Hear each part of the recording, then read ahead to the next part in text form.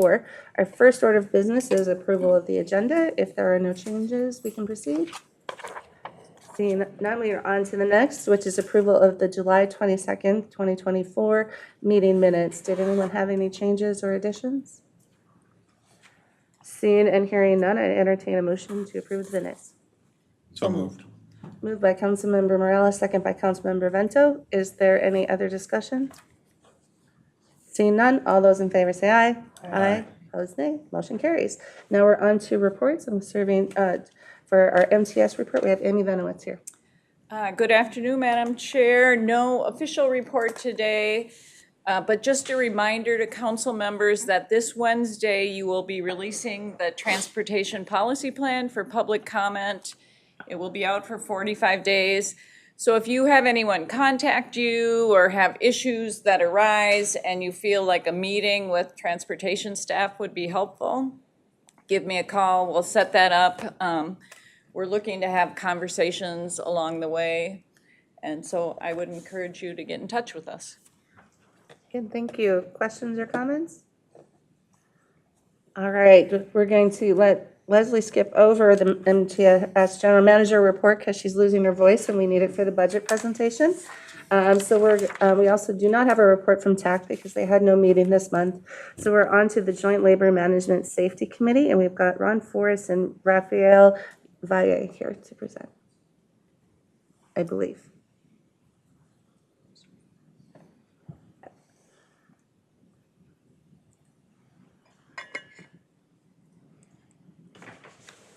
Good afternoon, Chair, committee members. It looks like my counterpart isn't here on the labor side. He did say he was going to be here, so he may walk in at any minute. But quick update, I think that we're getting a lot done. Over the months, starting the beginning of this year, we've been engaging in a lot of relationship building. The labor management, the labor side of the JLMSC, they expressed to us that they didn't feel adequately trained to be to participate, to fully participate in the safety management process. So we sent them to quite a bit of training. Let's see, we sent them to safety management training. We sent them to safety and security in bus and rail environment training. We've held webinars on performance setting and developing risk registers. So all of those things, all of that training they received, and so we're hoping that they can be more productive partners as we move forward. We're working on de-escalation training. We've evaluated one of the training programs, and they were able to provide input. And they also participated in curriculum development workshops. They received presentations on transit worker assault statistics and the newly envisioned peer support program, so they were able to chime in on that, and we keep them updated as we make progress. We've conducted tours of all of the support groups that frontline workers communicate when they need some assistance. So we took them over to the Rail Control Center. They got to see how that operation goes down, and they were able to talk to the people at the control center, or Rail Control Center, as well as the Transit Control Center that dispatches the buses. And then we toured one of our problem areas, which is BCTC. They were able to talk to the security personnel there. They were able to just look at the facilities and provide some feedback on that too. And finally, we've added 2 hours to our biweekly committee meetings. We have a lot to do. Our Director of Safety is leading us in updating the 2025 Rail Agency Safety Plan and the Bus Agency Safety Plan. Right now, we're working on the rail. We started that last week. And then we're continuing to evaluate bus operator compartment designs. And like I told you all last week, we're going to take a tour of the New Flyer facility in St. Cloud, and we're going to look at their new design. And that's it. I think we've we're on a roll. Thank you. Wish my partner was here to support that, my, my perception, but. Very good. Thank you very much. Any questions or comments? I would just say thank you. Even just the report we got the other day, last week, and this, you can see where this is really moving into like a highly functional group with, really with the eyes on improving safety. And so very, very appreciative of the work of both yourself and your labor partner. So, yeah, if you can relay that to them, that'd be great. I will. All right, Thank you very so good. much. All right, thank you. All right, now we're on to business. Our first is approving the 2 items on consent. I'd entertain a motion to approve the items on consent. So moved. Second. Moved by Councilmember Vento, second by Councilmember Morales. Is there any other discussion? Seeing none, all those in favor say aye. Aye. Opposed, nay, and the items on consent are adopted. Now we're on to non-consent business. First item is business item 2024-196, which is the 2024 Regional Solicitation Funding Program. And we will also have a joint presentation that covers also the second business item, 2024-197, the 2022 Highway Safety Improvement Project Selection. And I'll turn it to Joe Barbeau. Thank you, Chair. Joe Barbeau, him with the Metropolitan Transportation Services, and I'm here because Steve Peterson's on vacation. What you lose in his knowledge and history, you pick up or nothing, but I'm here to do my best. So the first item, we do have a joint presentation here, is concurrence with the regional solicitation. And feel free to ask questions if I'm glossing over something that you've not seen. I think most of you have seen a little bit or a lot bit of the regional solicitation. And so what I'm going to talk about is sort of the end of the process where TAAB selected its chosen preferred funding option. And so the selection process is primarily for our federal surface transportation funding. That's Surface Transportation Block Grant Program, and CMAQ, the Congestion Management and Air Quality Program. But during this process, we also ended up coming across the active transportation state legislative funding. So that comes in here, even though we're not funding those projects necessarily tonight. It is on the list that was attached of funded projects. And what happened during that process was that it made sense to a work group that we had for the active transportation projects, along with TAAB, along with our staff, to fund some of those projects in this process so we can have sort of a pilot project to work on administering those projects, because we're used to MnDOT or Metro Transit working on those projects, and this is going to be our staff. So we have 17 projects in there, along with 59 projects funded with our traditional funding options.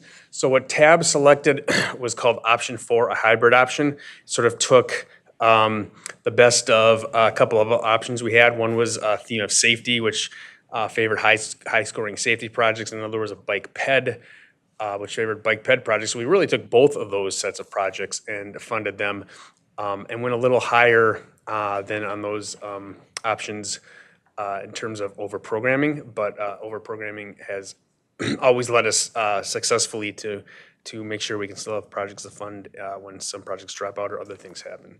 So as I said, that's 76 total projects. We highways, transit, bike ped across the 7-county metro area. And 17 of those are not being funded now, but will be funded down the road. So I'm gonna move on. So these are some of the key outcomes that we had, and we funded. So each of the projects is scored on has an equity scoring category, and so of the 49 that were reached a level that achieved bonus points, which is 80% the equity points, we funded 34 of those 39. All of the top safety scores in the roadways, 4 out of 4. We monetized $293 million in safety. That's a formula that's a little out of my element, but comes in our cost-benefit analysis of safety with crash reduction and injury reduction and things like that. 509 intersections are impacted, many of which include ADA improvements. 75 miles of trails and sidewalks. 5 pedestrian, bike, or overpasses or underpasses. All 7 counties are funded. 52 cities or townships have investment occurring in their boundaries. And then we funded 32 different applicants. So many applicants the bigger applicants are funded multiple times, but we were able to fund 32 different applicants. So starting with 2024-196, that's our regional solicitation. This is our proposed action. I can read it word for word, or should I do that? Okay. So the action is to concur with TAB's action to select 59 federally funded transportation projects through the regional solicitation process and include these projects in TIPs in the future, and then authorize the regional administrator to enter into grants for 17 projects selected by the Transportation Advisory Board to be funded with active transportation sales funds. Thank you. Questions or comments? Councilmember Vento. Thank you, Madam Chair. Sorry. Joe, I just want to say thank you to you and Steve, and frankly, to the whole staff team, and to the TAB members as well. Everybody comes from a different perspective, a different corner of the region with different priorities, and getting to yes on something is never easy, so kudos. Thank you, appreciate that. And last time I know we had a TAB, I should say, had a tight vote. This time I think they were able to hammer out something that everybody was pretty happy with. Yeah, I agree. I think we had a unanimous vote on it, and people were quite pleased with the outcome, for sure. Any other questions or comments? I will just echo a little bit of what Sue said. There are so many people that are involved with this process, from people at Funding and Programming and TAAC and our staff and other people from staff from other organizations through the scoring process and all of that. This takes a ton of work, and so very excited to see it coming to this point. So if there are no other questions or comments, I'd entertain a motion to approve business item 2024-196. Motion to approve. Moved by Councilmember Chambliss, second by Councilmember Morales. Is there any other discussion? Seeing none, all those in favor say aye. Aye. Opposed, nay. Motion carries. Back to you, Joe. So the other item that is similar is the Highway Safety Improvement Program solicitation. And it's a little different in that it's a little more of a MnDOT process. In fact, MnDOT does conduct the scoring process. Scorers from a few communities, along with one person from our staff, participate in the scoring process here. And the other sort of funny nuance to this is that these projects are awarded by MnDOT district, and so the MnDOT Metro District also includes Chisago County. So during the scoring process, 22 projects rose to the level of scoring level of being funded. 2 of those projects are in Chisago County, so what you're looking at is funding 20 of them or approving 20 of them to go into the transportation program because we don't include Chisago County in the TIP. So that's a process for small highway safety improvement projects, about $2 million projects or less, to fund very specific spots for safety improvements. So the action proposed there is that the council concur with TAB, with the Transportation Advisory Board action to fund 20 projects through the Highway Safety Improvement Program solicitation and include all urbanized area projects, i.e. not Chisago County, in the Transportation Improvement Program. With that, I stand for questions. Thank you. Questions or comments? All right, seeing and hearing none, I'd entertain a motion to approve business item 2024-197. So moved. Moved by Councilmember Tony Carter. Is there a second? Second. Seconded by Councilmember Tyrone Cutter. Is there any other discussion? Seeing none, all those in favor say aye. Aye. Opposed, nay. Motion carries. Thank you, Joe. Thanks. All right, next we're on to business item 2024-183, which is master contracts for Metro Transit Rail Engineering Services, and we have Julie Brenny here. Madam Chair and committee members, I am Julie Brenny, Senior Project Administrator with Metro Transit Engineering and Facilities, and I'm presenting business item 2024-183 for master contracts for Metro Transit Rail Engineering Services. Engineering and Facilities uses master contracts for a wide range of disciplines. We also make the contracts available to other groups within Metro Transit and the council. This procurement will replace a previous group of contracts that expire at the end of 2024 and will be used for a wide range of capital, state of good repair, and operating projects. And the funding for that work will be identified within each of those projects. Rail engineering includes track engineering, it could include systems engineering, the catenary lines, just a wide range of disciplines. And then also we use them for some work within the facility structures, like the O&M or structures like that. This was a competitive procurement. It was a Brooks Act procurement, which is a two-step process. Proposals were received, and after they were received, an evaluation panel was selected. The panel met and discussed and debated the merits of the proposals received and eventually reached a consensus on which proposers are most technically qualified for the work. Following the technical recommendation of the evaluation panel, the negotiation panel reviewed the cost proposals, compared that to the independent cost estimate that had been developed, and determined and agreed that the final negotiated prices are fair and reasonable. Council approval is required for any services contracts exceeding $500,000. The Office of Equity and Equal Opportunity did include a 12% DBE goal for this group of contracts, and all firms have agreed to meet that goal. Our proposed action is that the Metropolitan Council authorize the regional administrator to negotiate and execute contracts 23P194A to 23P194D for rail engineering design services that will support Metro Transit engineering and facilities in an amount not to exceed $5 million. And I can take any questions you might have. Great, thank you. Questions or comments from council members? All right, seeing and hearing none, then I'd entertain a motion to approve business item 2024-183. So moved. Moved by Councilmember Morales. Is there a second? Second. Second by Councilmember Tyrone Carter. Is there any other discussion? Seeing none, all those in favor say aye. Aye. Opposed, nay. Motion carries. Thank you. Thank you. Now we're on to business item 2024-213, which is about armored car services. We have Dennis Dworshik here today. Oh, and Abdul Ahmed. Welcome.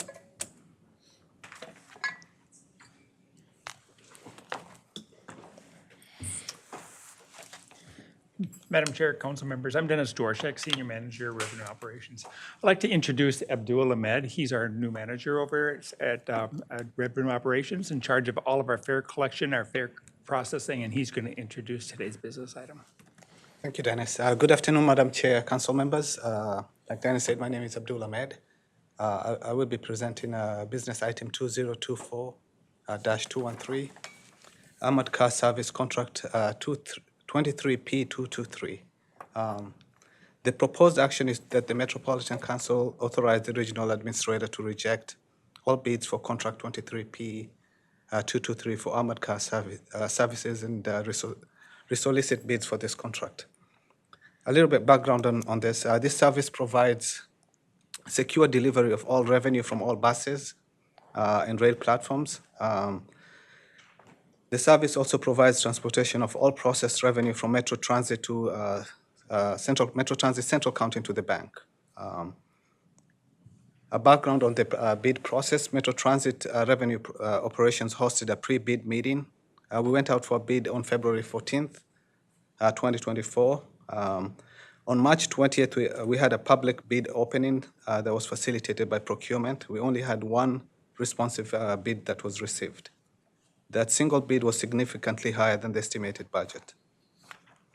We would like an opportunity to analyze and review our options and develop a new scope of work with a focus on removing operational barriers to attract small businesses and encourage inclusion and competition. And then we'll advertise a new amended RFP. Therefore, Metro Transit Revenue Operation recommends that the Metropolitan Council authorize the bid, this particular bid, to be rejected. And I'll be happy to answer any questions you have. Thank you, and welcome, by the way. So, all right, questions or comments? Councilmember Carter. Thank you. In reading the business item, I wasn't able to tell, and we'll ask the question, if those armored car services are provided today, if the bid is clear as to what may be going on with the bid versus what may be going on currently with the contract that you have, if there is a contract, or if this is a new service that we're requesting. Thank you, Madam Chair, council members. So we do have a contract in place that provides the service, and we expect no disruptions in our operations because of this. During COVID, we had a slowdown that helped us retain some revenue from the previous contract that allow us to continue our operations uninterrupted. I see. As far as changes, we don't have any changes in our operations. It's just that the cost went up significantly. What we would like to do is go back and analyze and look at how we can attract other businesses into to bid and make this particular contract more attractive. That could mean some contract modifications or some services modifications within. Absolutely. Okay, Madam. I thank you. All right, additional questions or comments? Councilmember Chambliss? Yes, so considering that we have an existing contract and was stated earlier for another business item that we sometimes do a kind of a pre-cost estimate to compare to the bids that come in. Has that been done for this contract?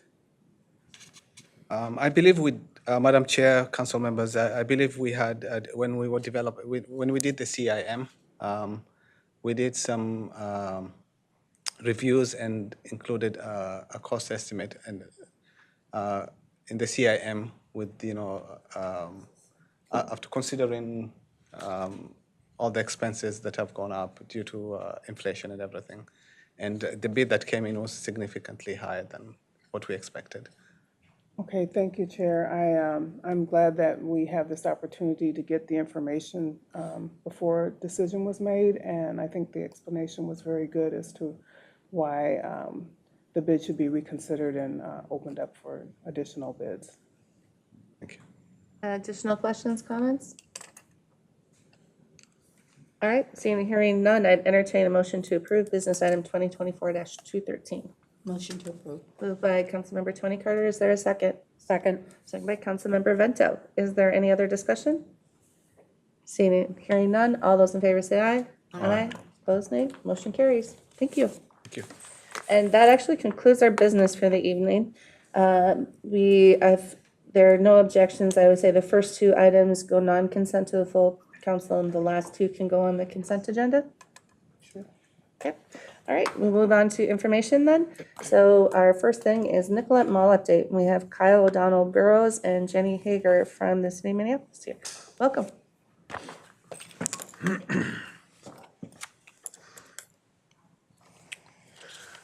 Good afternoon, Chair, council members. Thank you for having us here this afternoon. My name is Kyle O'Donnell Burrows. I'm the planning manager for arterial BRT here at Metro Transit. And I'm joined here by Jenny Hager, who is the Director of Transportation Planning and Programming at the City of Minneapolis. And we're here to talk about and provide an update to the Transportation Committee on the work that we've been doing together on Nicollet Mall, talk a little bit about the city's plans for Nicollet Mall and the alternatives that we've developed together for the transit that's currently operating on Nicollet Mall based on those plans. So Jenny and I will walk us through the work we've been doing so far together, starting with kind of a little bit of a project background, talking through a little bit of the kind of future plans for Nicollet Mall. We'll spend a lot of time walking through what the alternatives are that we've developed together between Metro Transit and the City of Minneapolis, the planned engagement approach for upcoming engagement that we'll be having with riders and our broader downtown community, and then talk a little bit about next steps. And with that, I'll turn it over to Jenny to take us through some of the background. Great. Thank you, Kyle, and good afternoon, Madam Chair and members of the committee. I'm happy to be here this afternoon with you to share some of this work. So a little bit of background on this Nicollet Mall project. The I'm going to mess this up several times today, pedestrianization of Nicollet Mall and evaluating transit in downtown is really a joint effort between Public Works and the Community Planning and Economic Development Department at the City of Minneapolis. in partnership with Metro Transit. The effort was initiated about a year ago as a result of recommendations that are found in the mayor's Vibrant Storefronts Downtown Work Group report. And in that report, it includes a recommendation to evaluate the future of Nicollet Mall as a pedestrian-only zone and to explore alternatives for transit through downtown. In addition to that work group report, we also have some policy support for this work that's contained both in Minneapolis 2040 and our Transportation Action Plan. So in particular, we have a strong focus on a high-quality, pedestrian-friendly public realm. And we know that transportation is key to equitable outcomes across the city, and we're looking to improve equity, especially in those areas of greatest need. And there are goals specifically for transit improvements in downtown for a sustainable and reliable transit system, where downtown is a place where many people are traveling to and through on a daily basis. In our Transportation Action Plan, we have strategies and actions that speak to improving transit speed and reliability in downtown, specifically calling out both Nicollet Mall and the Mark II facility, and working with our partner agency, Metro Transit. We have two primary goals for this initiative, and the first one is to increase downtown vibrancy, and the second one is to improve transit in downtown. They're not in any particular priority order, but those are two goals that we have for this initiative. When we talk about the future of Nicollet Mall and increasing downtown vibrancy, this is really about bringing back a positive energy and a buzz in downtown, and pedestrianizing Nicollet Mall will support that effort. So our work is going to include developing a plan for placemaking and programming to bring activity to the mall, and that's a near-term action item. We'll be developing strategies to activate vacant storefronts and spaces with a particular focus at the street level. We'll be identifying and targeting areas for investment and executing a marketing campaign about Nicollet Mall. And we'll do all this while still being open to ideas around potential long-term infrastructure adjustments along Nicollet Mall, but we're recognizing that the mall was just recently reconstructed in its current configuration. And I'm going to turn it over to Kyle now. Thank you, Jenny. So as we are working together, the City of Minneapolis and Metro Transit, together on the second goal for this project, improving transit downtown, it's important. We're obviously keeping this in mind, our city partners as well. We all know that Nicollet Mall is one of the busiest transit corridors in our metro region. So each weekday, there are 5 routes that serve that corridor today. About 635 buses traveling along this corridor. This is more than any other corridor in the region. There's about a little over 11,000 folks who are getting on or off the bus each weekday along the mall. And buses carry somewhere on the order of 4,700 to 6,100 people traveling along and through that corridor each weekday. In addition to kind of the existing use out there today, you folks are familiar, obviously, that this is the planned alignment of 2 future arterial BRT lines, the Metro F line, which will upgrade the Route 10 along Central Avenue primarily and University Avenue, as well as the future planned Nicollet BRT, which is based on the Route 18, which also uses Nicollet Mall today in downtown and will travel through South Minneapolis and Richfield and Bloomington along Nicollet Avenue. So we know it's heavily used, and it's an important part of our important part of our network. It's also not without its challenges, right? So we've known for a long time that speed and reliability is a challenge on Nicollet Mall. It is among the slowest and least reliable segments in our entire network. And there is more passenger delay occurring on Nicollet Mall than in any other corridor in our network.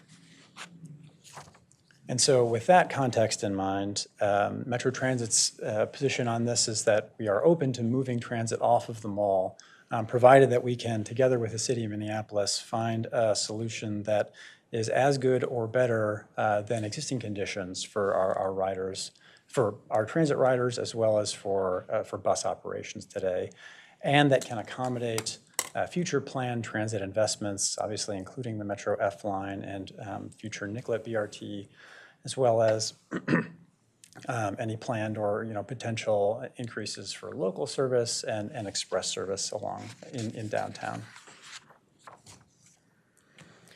And so to begin that work, we started with 4 initial kind of high-level alternatives to Nicollet Mall, really ranging from Hennepin Avenue on the western portion of downtown to 4th and 5th Avenue on the eastern portion of downtown.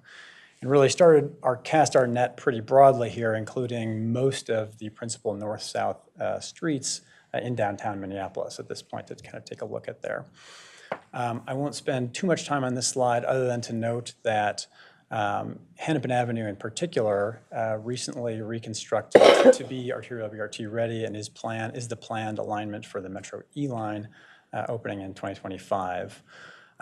That infrastructure makes Hennepin Avenue a good corridor for consideration for the F line on opening day, but would be challenging for the long-term network. So we're looking at other alternatives for the F line under the long term.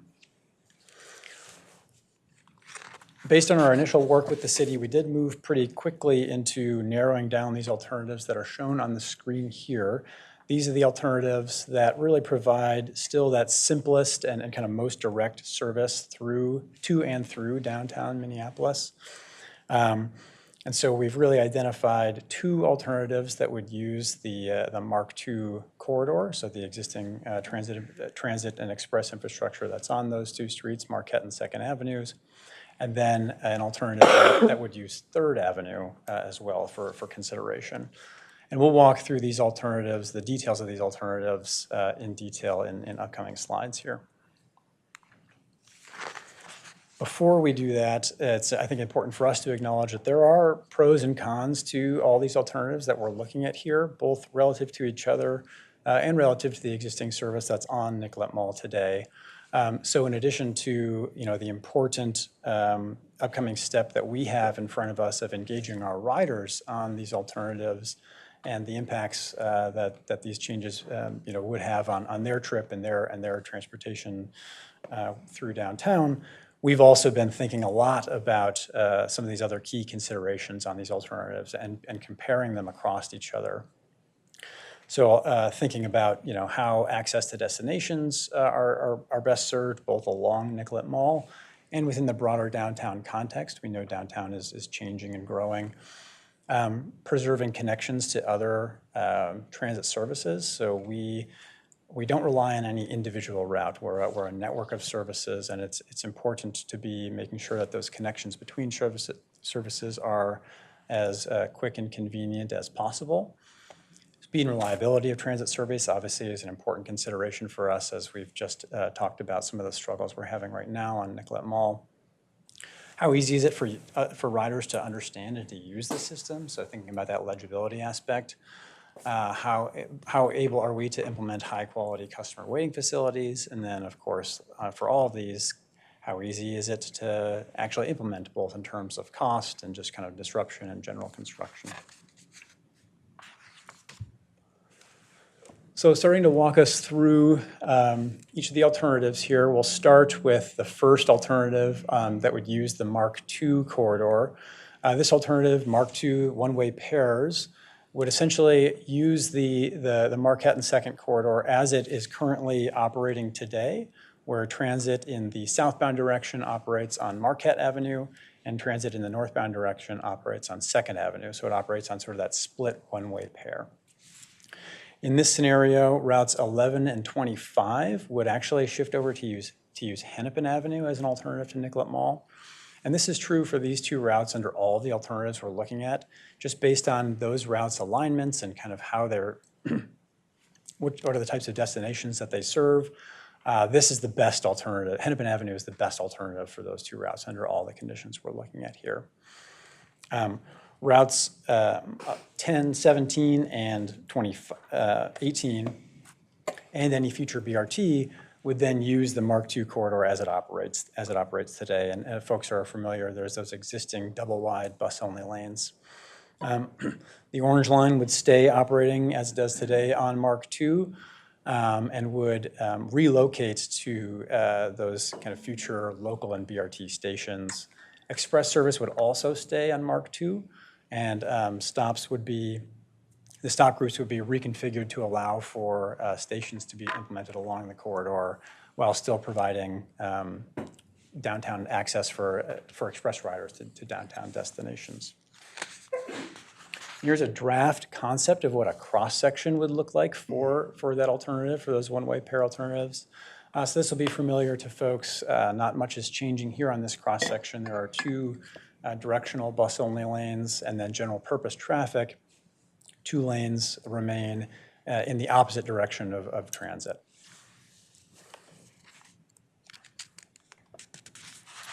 The second alternative that use the Mark II corridors would actually change both Marquette Avenue and 2nd Avenue to have 2-way general purpose traffic and 2-way transit traffic. Again, the Route 11 and the Route 25 would use Hennepin Avenue. Routes 10, 17, and 18 and future BRT would use Marquette Avenue in sort of a 2-way configuration, where BRT and local routes would again use those shared stations. The Orange Line would also use Marquette in both directions, again sharing those stations. And then Express service, which today operates on Marquette and 2nd in one-way pairs, Express would shift over to 2nd Avenue in both directions. And stops would be, Express stops and passenger waiting facilities would be added to the west side of 2nd Avenue to accommodate that. And here's a cross-section showing what that would look like. Both streets, Marquette and 2nd Avenue, would look similar here, with a bus-only lane on the curbside in each direction, and then general purpose traffic traveling in 1 lane in each direction in the center 2 lanes there. And finally, the third option we developed is using 3rd Avenue, and this would also use 2-way traffic as it does today. Again, Route 11 and 25 use Hennepin Avenue.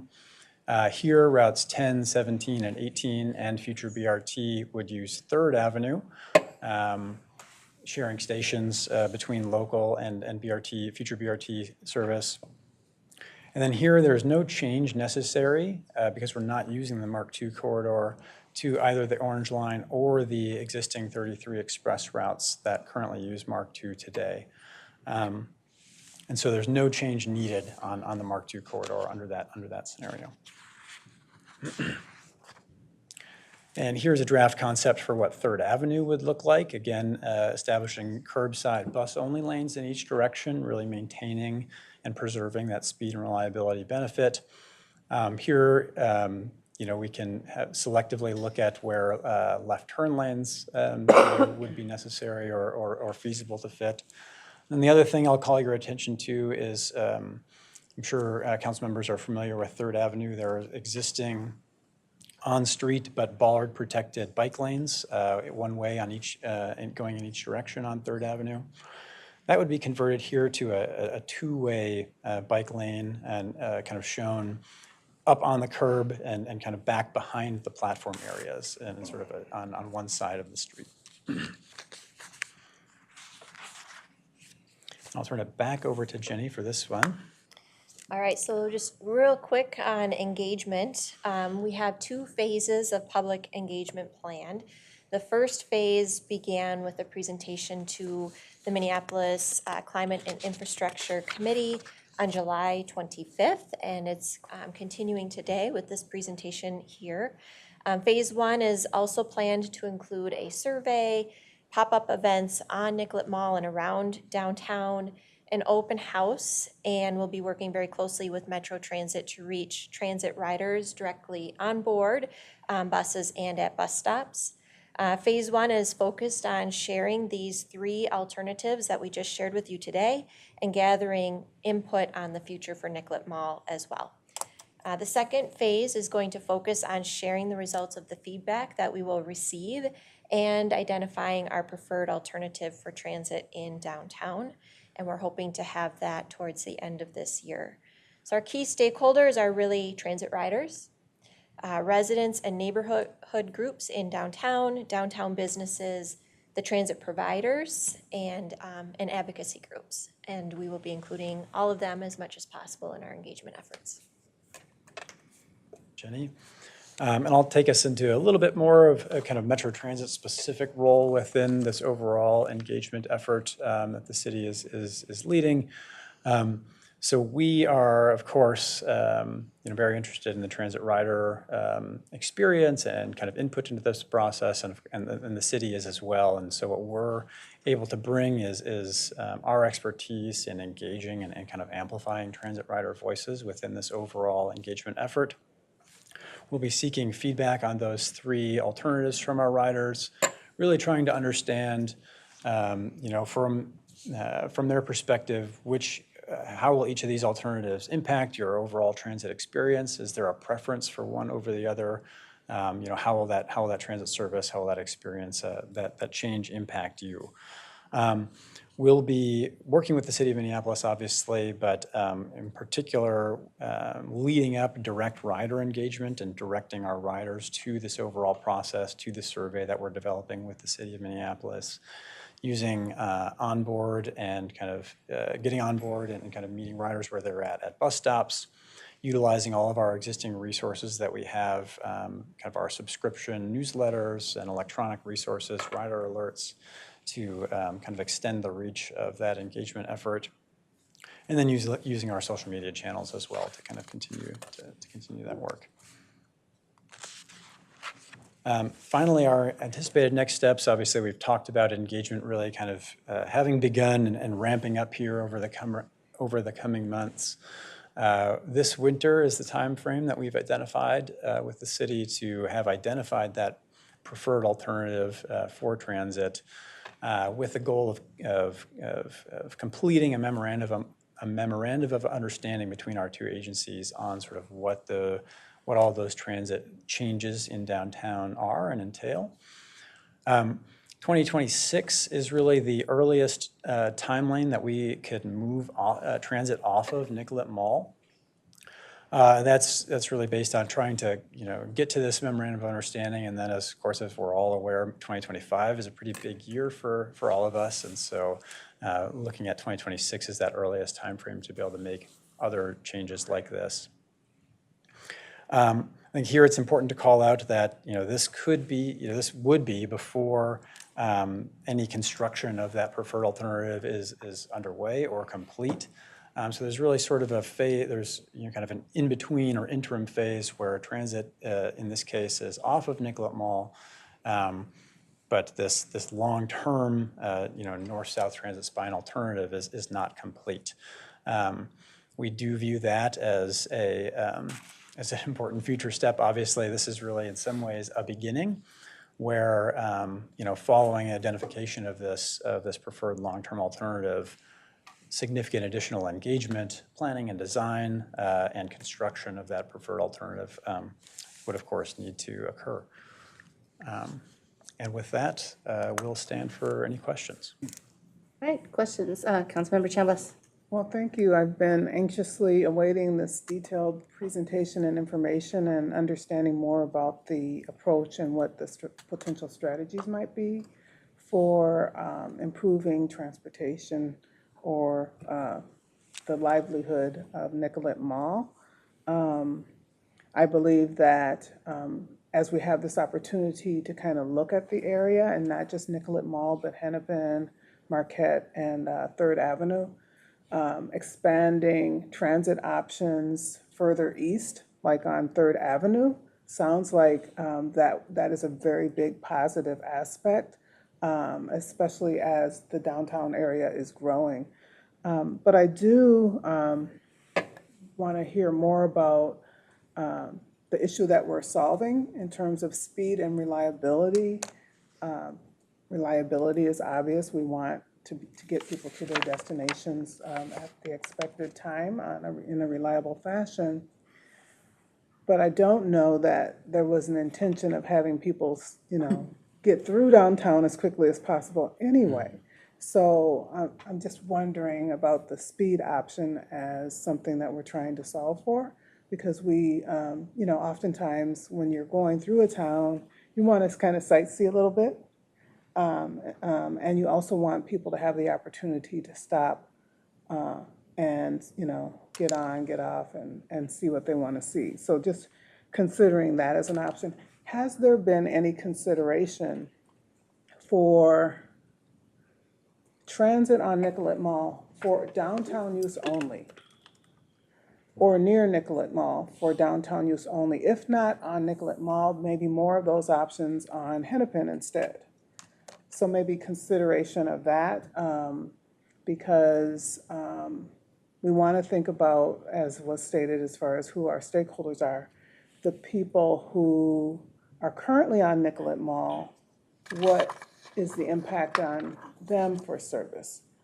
Should we have more Skyway access, for example? Now, sometimes you have to go around a block in order to get into a Skyway, when it used to be you could get to Skyway on each side of the block. So maybe considering that as well, in terms of how to adapt to the change and in the engagement. Let's see, anything else?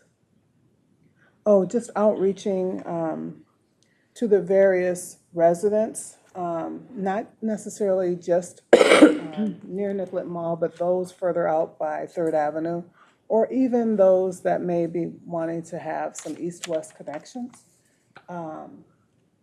They may have some interest in, connecting on 3rd Avenue, for example, or maybe they want more service down Washington. This could increase support for the proposed changes, and it could also enhance the services to the downtown riders. So those were just some of the thoughts that I had. Additional questions, comments? Councilmember Cameron. I did have a lot, I think, was right on the same page with Councilmember Chambliss on a lot of those things. I think one question, so both pieces, I really had quite a few questions on, maybe too many for this meeting, but I'll stick to just a couple. One is, of that current 600 plus buses that are using Nicollet Mall today, to Councilmember Chambliss's point, how many of those are actually servicing downtown, and how many of those are passing through approximately? Madam Chair, council members, that's a great question. So I do not have the precise breakdown, but they all do serve downtown. So the routes 10 and the route 18 sort of end on opposing sides of Nicollet Mall. And actually, if you don't mind, I might just try to find a good map that does this. This is close enough here. So the routes 10 and 18 sort of end in downtown, and those are the two of the Nicollet Mall routes, kind of the routes that have the most trips on them. We do see a reasonable amount of transferring between those two routes, and so folks do continue their journey, from starting on one route and go through downtown by transferring to another route. Route 11 and Route 25, they continue through downtown. They serve portions of Minneapolis and the kind of surrounding area on either side. But really, on all of the routes that serve downtown, we see both downtown as a destination.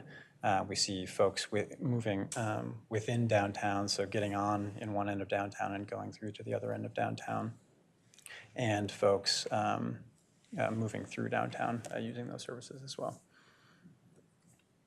Tied to that is for the, I think it's the Mark II one-way option. Is that, do we have that kind of pairing anywhere else in our region?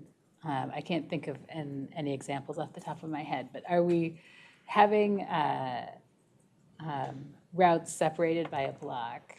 How frequently does that occur? And is that, in terms of customer experience, it does feel a little bit less intuitive. And so where else is it within the region, and how do we navigate that to make sure that customers can find those routes easily, and that it's if you're taking transit for the first time, it's easily navigable? Chair, council members, we do have that arrangement in other parts of the region, including on this map on 7th and 8th Streets in downtown Minneapolis, going east-west through downtown. The C line and D line also do that same basic operation where we're operating on one way on 7th Street and another way on 8th Street. It is, as you note, a trade-off when it comes to sort of kind of that legibility and understanding. And our transit information folks and kind of our marketing and creative services folks, we try to make sure that we have good and clear wayfinding for our customers to find where they're going. But it's more complex than operating two ways on a single street, for example. So, sorry, Madam Chair. Go ahead. Yeah. With that, is there consistent coordination between in this case, it would be north and southbound, but between the bidirectional routes, is that closely timed in coordination? AVRTs have a much more coordinated system than local routes. And so how are we able to manage for that as well to make sure that things, the simplest scenario would be someone gets on the wrong bus going the wrong way and they need to get on the bus going the correct way. It's complicated in this scenario. Right.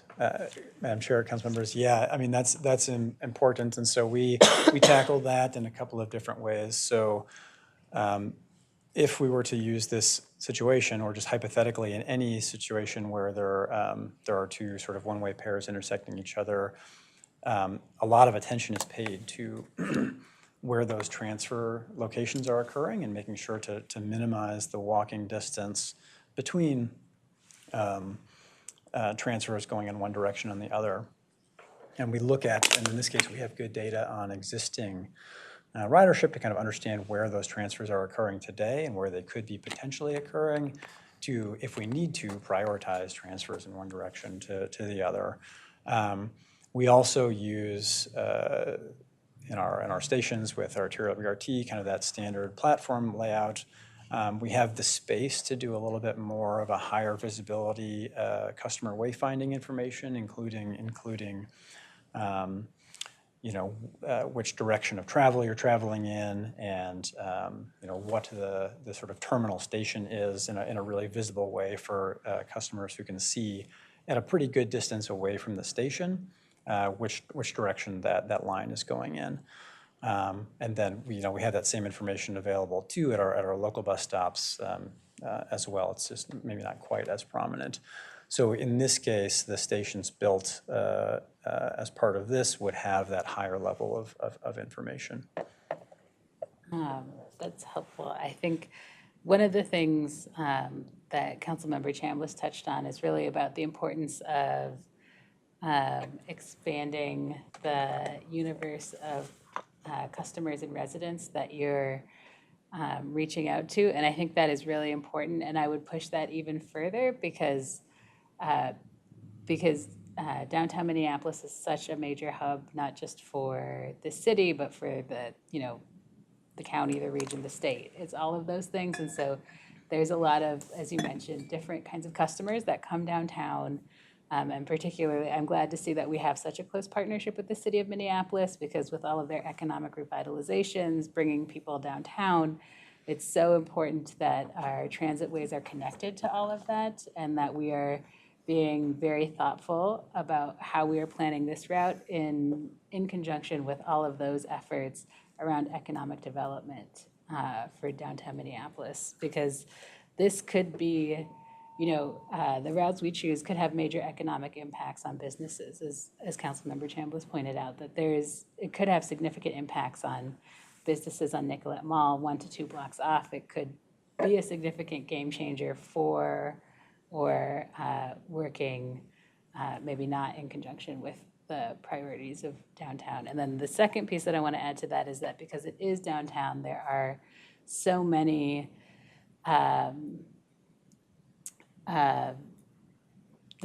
this variation in size of stakeholders is significant. So you think from riders all the way to the biggest companies in our country are all co-located downtown. And so there's the complexity of making sure that all those voices are heard, but prioritizing, I think, riders and potential riders is the most important, because that's what supports all of the economy downtown, would be the final point I want to make. Okay, I think Councilmember Vento, I think, had her hand up, then Carter. Thank you, Madam Chair.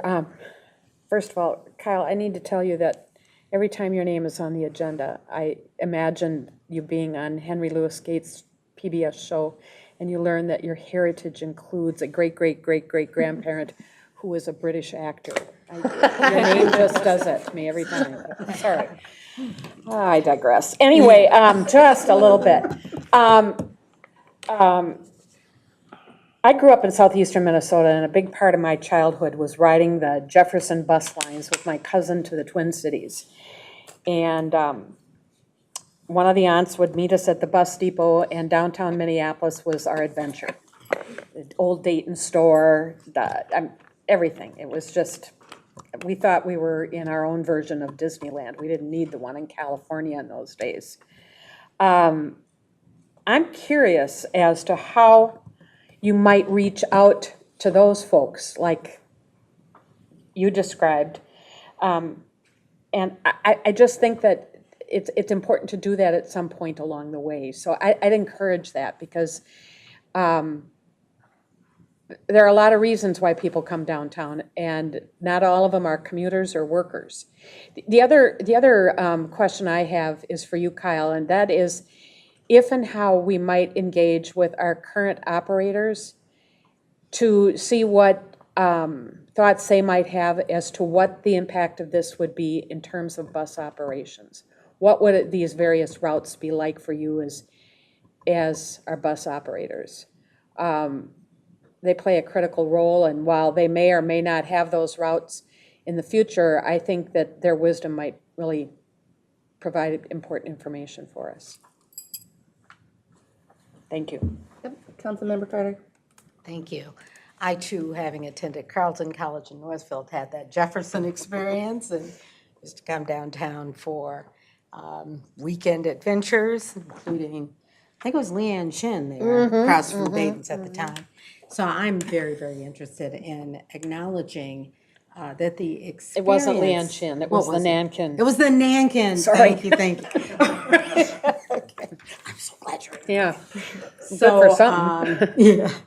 That experience of being downtown is such a special experience. And I know that many who are in downtown are there just for a transient or transit moment, if you will, and others. And I took the numbers that you shared of people coming through and being in or along Nicollet Avenue as that percentage of folks who actually stop and are there and experiencing that downtown as, a good bulk of folk. And so both considering those, as well as those who are coming through, the two goals that you're looking at, enlivening or viability or vitality of downtown, and also the experience of the transit rider being enhanced, work hand in hand, because that transit rider is having an experience, and that ability to enliven, increase the vitality of downtown affects all our transit riders positively or negatively in some cases. And so I'm really interested in the partnership that you have of working together toward both those goals, and just want to note that it strikes me as important to be able to integrate those goals and not look at them separately, but look at them together so as to gain the comprehensive thoughts around what this is going to be like, what those changes may mean for our transit riders who are also downtown users in some way or other. So that's really the thought that hits me. I just want to make sure that the way you gather information, can certainly impact what that information looks like on the back end. And so that we are gathering it in as comprehensive a way as possible, recognizing that that transit experience is also a downtown experience. Thank you for your comments. That was similar to some of the notes that I took, that, we're likely to have a lot of questions through this process because whatever we do, we want something that won't be detrimental to the transit system. And we're talking about pedestrian access, and people, I want to see where our riders, where their pedestrian and bike access is, because that's how a lot of them move around too. So, to me, there's a number of questions tied up in that. But, it's very important for us. Yes, we care about downtown Minneapolis and want to see it vibrant. But yes, we want to see a vibrant transit system that helps people get there and be part of it. So those two things really both go hand in hand, and we cannot talk about them separately. Otherwise, we're not being good partners. So it's really important that we continue to keep doing that. Any additional questions or comments? Do you guys have any response to? Because I have a couple questions. Okay. All right. So one of the questions I have is about Mark II. So Mark II has primarily been express routes. So with this being as two of the options, are we really making the final assumption that we don't expect express routes to come back? And so this is, and there's some concerns, there's some financing tied to Mark II and some of those things which could make it a little more complicated. I think it might be a little early to say that we're 100% sure that the commute market's gone. So, what would the fallback plan then be if that did come back? Like, that's one of my big questions. Madam Chair, council members, yeah, it's a great question, and we've been working, service development is obviously very involved in all of this, and the express, both existing and future express and far future, and kind of like assuming, buffering growth factors here has been a key part of what we've been looking at together on obviously the Mark II options. And so there's, ways that, we are looking at possibly, reducing the overall ceiling of capacity on Mark II under kind of both of these options. And that's a risk, that's a drawback that's kind of identified as, both of the Mark II options. But certainly under both of these options would not be foreclosing express ridership growth. So it would not be, I would say, picking one of these options would not say we're never going to have express service coming back to the way it was before. I think it changes how it would operate through these corridors. But I think it doesn't foreclose that future. Yep. My follow-up to that was for engagement. You did mention other transit providers, but have you reached out at all to the suburban transit providers, which are very prominent on Mark II? Madam Chair, yeah, council members, yes. So we've been working with the city of Minneapolis on that, and the city staff have a meeting scheduled with them that we're of course going to be participating in September, and they're aware of this work too. Yep. Great. If you could keep me posted on that, Yeah. I'd like to hear about it. So then my final one really is almost more of a request, I guess, as you come back with more information. To the points that have been made about the transit rider experience, I think we need to know with these options, are there any changes in ridership that would be impacted? A better idea of costs and what the cost sharing model would be. I'd also like to understand a little bit sort of what the walking shed is off of those transit corridors as they move, because part of where Nicollet, it's easy access to a lot of places, and I would want to know a little bit more about that. So those would be kind of the things that at least I'd be looking for in the future. All right. Any other questions or comments? Councilman Cameron? Okay. The one other thing that I did want to touch on was Route 18, and Kyle, because you are here presenting, I was a little bit taken aback. So could you talk a little bit more about the future of ABRT on that, and how you kind of alluded to it at the end about future planning and construction, but could you talk about what that looks like and how closely that is tied to this planning? Because it doesn't, to go through 2 rounds of construction really rapidly does not make a lot of sense. And so how we are planning around that to make sure that we are setting ourselves up to succeed and build out an ABRT line really quickly in that area.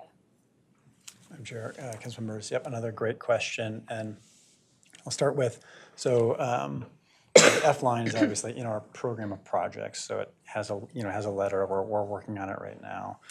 Nicollet BRT is identified in the 2040 Transportation Policy Plan as a candidate for implementation prior to 2040. So it scored very well. It's a good and promising corridor. Obviously, Route 18 is one of our highest ridership routes in the system. We are going to be undertaking in 2025 a sort of an update to the arterial BRT plan that would identify the next lines for implementation beyond what we're programmed out through the H line right now. And we would anticipate, obviously, those 7 corridors identified in the TPP right now being, among the first ones that we're evaluating for that, and considering some others as well. One of the things that we want to iron out with the city and with others about that corridor in particular is sort of this question of what is going to be happening in downtown. What would the alignment for that corridor be in downtown? And we would make sure that, depending on timing, programming is a question that we still need to work out on exactly when this would happen. But we would make sure that this is BRT ready, so that this north-south spine would be able to be used by that corridor without having to do the types of things that you're talking about, going under a full, more full reconstruction like that again.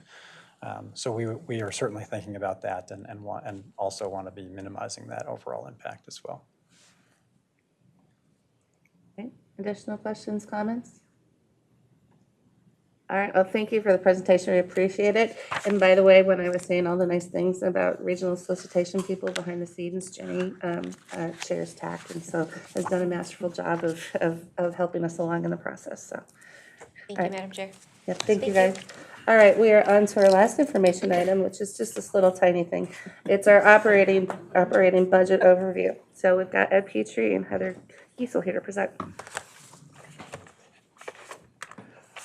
Good afternoon, Chair, community members. Ed Petrie, I'm Director of Finance, Metro Transit. Good afternoon. Heather Giesel, Director of Finance and Administration for Community Development and Metropolitan Transportation Services. And as the Chair mentioned at our presentations, a little tiny presentations this evening, we do have 44 slides. We will try to move it along in light of the time, and we will try to move it along. A lot of information we've talked about last year, so the format's pretty similar to what we did discuss last year, so we'll just begin. First of all, we're going to go through mainly our budget development, our transportation division overview. We'll kind of take it from a transportation division oversight, all of us together. Then we'll break it down into Metro Transit and then Metropolitan Transportation Services. You've seen this many times. First of all, our overall budget development schedule. We're in August. We'll be coming to we're May and July through July. We're using our budget development activities. We'll be bringing the preliminary budget to the Transportation Committee tonight. You will also see Heather and I on Wednesday night at the council. We'll be with the rest of our family services, environmental services, community development, regional administration, et cetera, doing a preliminary budget presentation on Wednesday evening. If you recall, then the council will come back to the council in October with our capital budget presentations. We will then send everything out for public hearing, which will include both the operating and the capital piece. Goes out for a 45-day public hearing process. We will then come back in December, the first council meeting in December, review any public hearing comments we've received, either on the operating or the capital side, and at that time also discuss any potential changes we're proposing in the budget between the public hearing and what we're finally recommending for adoption. That will all happen then in December when the council then adopts both the operating and the capital budgets. So first of all, the basis for the council budget development is statute 473-125. Basically says that the regional administrator will recommend to the council the recommended budget, whether it's the operating budget or the council budget. So we are following that Minnesota statute 473-125. As we develop our budgets, we basically go through an annual budget development process, both on the operating side and the capital side. The first and foremost is the first bullet point. We want to make sure that we're committed to being good stewards of the public resources, especially now with the new sales tax and all the other funding that we have, whether it's passenger fares, federal funds, whatever the case would be. We just want to make sure we're good stewards of the dollars. So when we develop our budgets, first of all, on the operating side, we want to show all of our expenditures that support the council's operations, transportation operations, such as payroll, rent, debt service, and funds that the council passes through to the other regional providers in the forms of grants or loans. Also on the capital side, we'll show you all of our expenditures when we come back in a couple months that involve all the major assets. All the assets we're looking at buying, new buses, state of good repair assets, our new starts, small starts programs, et cetera. Both of the budgets, both operating and capital, will also include all of our different funding sources. We'll talk about those and how we're using those revenues to match our expenses. And once again, it's the basis is Minnesota Statute 473-125. Okay, the overall transportation division is both Metro Transit and Metropolitan Transportation Services. And basically the first bullet, the Transportation Division operates, administers, and coordinates public services for the Twin Cities metropolitan area. So the Metro Transit family of services includes large bus, Metro Transit bus. It includes the Metro Blue and the Green lines, North Star Commuter Rail, the orange and red lines, BRT lines that are in service today, and the capital project development for the future BRT lines. The MTS service, or Metropolitan Transportation Services, includes contracted buses, Metro Mobility, Planning, Transit Link, and Van Pool. Together, that makes the council's transportation division. Overall, with our budget, we're also supporting the Thrive 2040 implementation, growing service while responding to the ridership and market development across the region. We prioritize our budget with a multi-year focus. We're not only looking at the current year, but as we'll talk about in the budget presentation this evening, we're also looking at a multi-year future focus also, looking at how this impacts next year and the years thereafter. We want to minimize it, as we always state, minimize the impact on the council levies. One of the other important points is maintaining council reserves. With council as a council policy, for example, for the Metro Transit family of services, that we have to have an 8.3% reserve. At reserve, tonight's budget will match that and will exceed it, but we will maintain the 8.3% service or reserves. I know on Heather's family services, I believe it's around 10%. Yes, except for Metro Mobility, which has been adjusted downward to 5%. Okay. Yeah. And tonight's for the transition. And tonight's budget will also match those reserve levels also. Correct. Okay. So as we're developing our budget, there's a number of drivers that develop our budget and which we go by. First of all, there's council actions, but there's also state forecasts and legislative actions. On the council side, we have many labor agreements, for example, the ETU, TMSA, ASME, et cetera, all those different various labor agreements that are implemented in tonight's budget. We also have fair policy that council has current fair policy, and council sets fair policy for the region. We have those assumptions built into the budget. And as I just talked about, the target fund balance policy that the council has set. On the state side, we receive many different forecasts that we then build into not only the current proposed budget, but into our future forecasting and programming. Motor vehicle sales tax, I think we talked about this before. The council, we receive a forecast from the state of Minnesota in February and November of each year. The numbers we're talking about this evening are based off the February forecast. We will receive a November forecast right before adoption in December.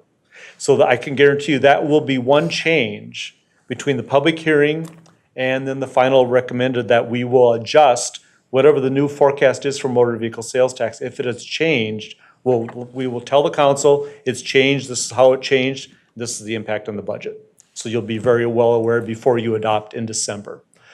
State general fund appropriation, we have state general fund appropriations that we receive for light rail and for Metro Mobility. We have federal relief funds. I think you recall, we had originally received, the council received $725 million of federal relief funds. We have approximately $19 million of those funds left to draw. At the end of 24, we'll have $19 million left. And that will be on the Metro Mobility side, that we will draw those in first and second quarter of 2025. And then we've also included into our budgets in the Metropolitan Transportation Sales Tax, the 3/4 cent, that went into effect last October of 2023. We'll have some funds that we'll talk about this evening on the operating side, and then when we come back in a month and a half, we'll then talk about the dollars that we're planning in the capital side. Some of the budget framework considerations is, as always, we roll up our major revenues and our expense categories. We start with our department budgets, roll them up. We also look at fares, federal revenues, and all the state revenues. Roll it up from a budget department level and roll it up to the consolidation, both Metro Transit, MTS, and then the transportation consolidation. On levels of service, one of the things that really drives our budgets is the service development and the service plan. The service plan drives, for example, on Metro Transit, it drives our operators, mechanics, fuel, parts, supplies, cleaners. That's about 75% of our budget. So service is very, very important, but it's also very important for us to cost that out, look at what the plan is, cost it out, because it drives 75% of the cost. We also look at ridership and revenue. One of the things that I work with is strategic initiatives to do a ridership forecast. They've actually back in the end of April, did some trending for me that basically looked at historical trends in ridership and what we're seeing the trends moving forward. Forecasted a ridership forecast moving forward. That is also one thing between now and before we get ready for the public hearing draft. I will have them run another analysis on ridership, and we may tweak ridership revenue before it goes out for the public hearing. I'm suspecting it's moved up a little bit, but I will want to capture that before we send it out for public hearing. One of the other things that we're also watching very closely is our average fare per passenger on all of our lines, on bus, light rail, commuter rail, Metro Mobility, et cetera. So we look at all the services, look at what their average fare is, what it's been trending, and what we think the future trends are going to be. But that, like I said, we'll make the change for motor vehicle sales tax before we adopt the budget, but we'll also possibly make a change on the ridership forecast. If it's trending up, we will adjust that. And I'll explain that to you when we get to that point in time later this fall. On our operating revenues, we have charges for services. As I just discussed, the passenger revenue and ridership, we analyze that out. We break it up between bus, light rail, commuter rail, but we also break the bus down between the base service, local service, express service, BRT service, and we do that analysis and roll it up. So we go by the various lines and then roll them up to determine what we think the average ridership should be, average fare, and passenger revenues. On the state side, we talked about the state general fund motor vehicle sales tax that comes from the legislation and state forecast. Metropolitan Transportation, the 3/4 cent sales tax, we also get that sales tax forecast also. One of the things that we also do with that is we also talk with MnDOT and see what they're actually using for their forecast percentages for both the next year, but also for our long-range plans. One of the big things that there's a bullet point here, it's in italics there under state revenues, is removing the county contributions. I think one of the things you recall with the new sales tax that went into effect October 1st was it removed the county contributions. So the counties used to contribute for like the blue line, green line, North Star, orange line, those types of lines. The sales tax has now replaced that, other than Sherburne County and MnDOT. They still contribute on the North Star line. They both contribute 8.05% of the subsidy on North Star. But the rest of the counties have been replaced by the transportation sales tax. Federal revenues, we talked about that we had used those revenues to offset revenue losses. We have about $19 million left to draw. We'll draw that for Metro Mobility for the first two quarters of 2025. Heather will talk about that when she gets to her talking points, but one of the main reasons for that point in time is the fact is that you'll recall Metro Mobility becomes a federal forecasted program July 1st. State forecast, I'm sorry, not federal forecasted, thank you. Yeah. A state forecasted program July 1st of 2025. So that will then allow the council then to get the Metro Mobility and carry it through July 30th of 2025 with those federal funds. Our other revenues that we've talked about in the past, that's mainly advertising revenues. You see all the bus side advertising, rail side advertising, also the placards inside the buses and trains. That includes that, and also then any interest income that we generate on our fund balances. One of the things that we do a lot of work on is mitigating volatility, but also tracking ongoing risks. That's one of the things that it's very, from a financial standpoint, it's very important for us to do. One of the very first bullet points, probably the most important bullet point that we have, is the fact is that the council went on to motor vehicle sales tax for transportation back in 2008. It used to be real estate taxes. It was transferred over to motor vehicle sales tax. Due to the volatility of motor vehicle sales tax, because it ebbs and flows as the economy goes. So you could assume with, like when your own personal household, for example, if the economy is strong, you might consider buying a brand new vehicle. But if inflation goes up, the economy weakens a little bit, many people then choose to repair their vehicle and drive it for another year or two, waiting for the economy to change, and don't buy the vehicle. So that does impact motor vehicle sales tax with the economy. So the council made the decision to budget 95% of the forecasted receipt. Anything in excess of 95% then goes into the motor vehicle sales tax reserves to be used for the future year budgets. And so that has been one thing that's been very strong for the council and a very good policy that the council made for the fact is that 95% it guaranteed somewhat, unless there was a huge recession, it guaranteed budget certainty as we were planning our budgets and as we were moving forward. The other big thing that the council does is fuel price hedging. Metro Transit consumes nearly 7 million gallons of diesel fuel on an annualized basis. We're the biggest consumer in the state of Minnesota. So the council made the decision that we would do fuel price hedging where we actually lock in 90% of our future consumption for the next 24 months. So if it's 24 months, you would assume then basically about 1/24th every single month expires, those contracts expire. We will then, so if it's, let's say 1,000 gallons, we will then rebuy 1,000 gallons in a future contract. The council did that not to make money, but for budget certainty. So we knew our fuel prices for the next 24 months, because that is one of the things over the years, we've all experienced it with gasoline. As gasoline goes up and down, so does diesel fuel. We wanted the budget certainty so we could plan. That was all part of our multi-year forecasting also, so we could plan multi-years with fuel. We've talked about the programming of the federal funds. We've talked about operating reserves, and then we're also tracking the Metropolitan Transportation sales tax investment and reserve policies, and we're working on that. I'll talk about that in another moment. I'll talk about what we're doing on the sales tax, about the forecasting that we're doing. Okay, ridership. This is a chart that it's good to see that it's coming back. The startling thing is when you go from 2019 to 2020. Wow. If you recall, that's, when back in 2019, we had 82 million rides. And so we were happy, everything was going well. Then if everybody recalls, the spring of 2020, the pandemic hit. And one of the very unfortunate things during that period of time, we were basically telling people, don't ride transit. Do not ride transit. That was hard to say. As a transit agency, it was very hard to say. But one of the things that we're seeing, ridership is coming back. Year to date, last year, I think Ms. Kandaris had talked about, Leslie had talked about that ridership, for example, in our bus system was up about 15% from the prior year.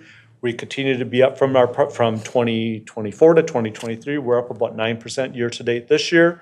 So the ridership is continuing to climb.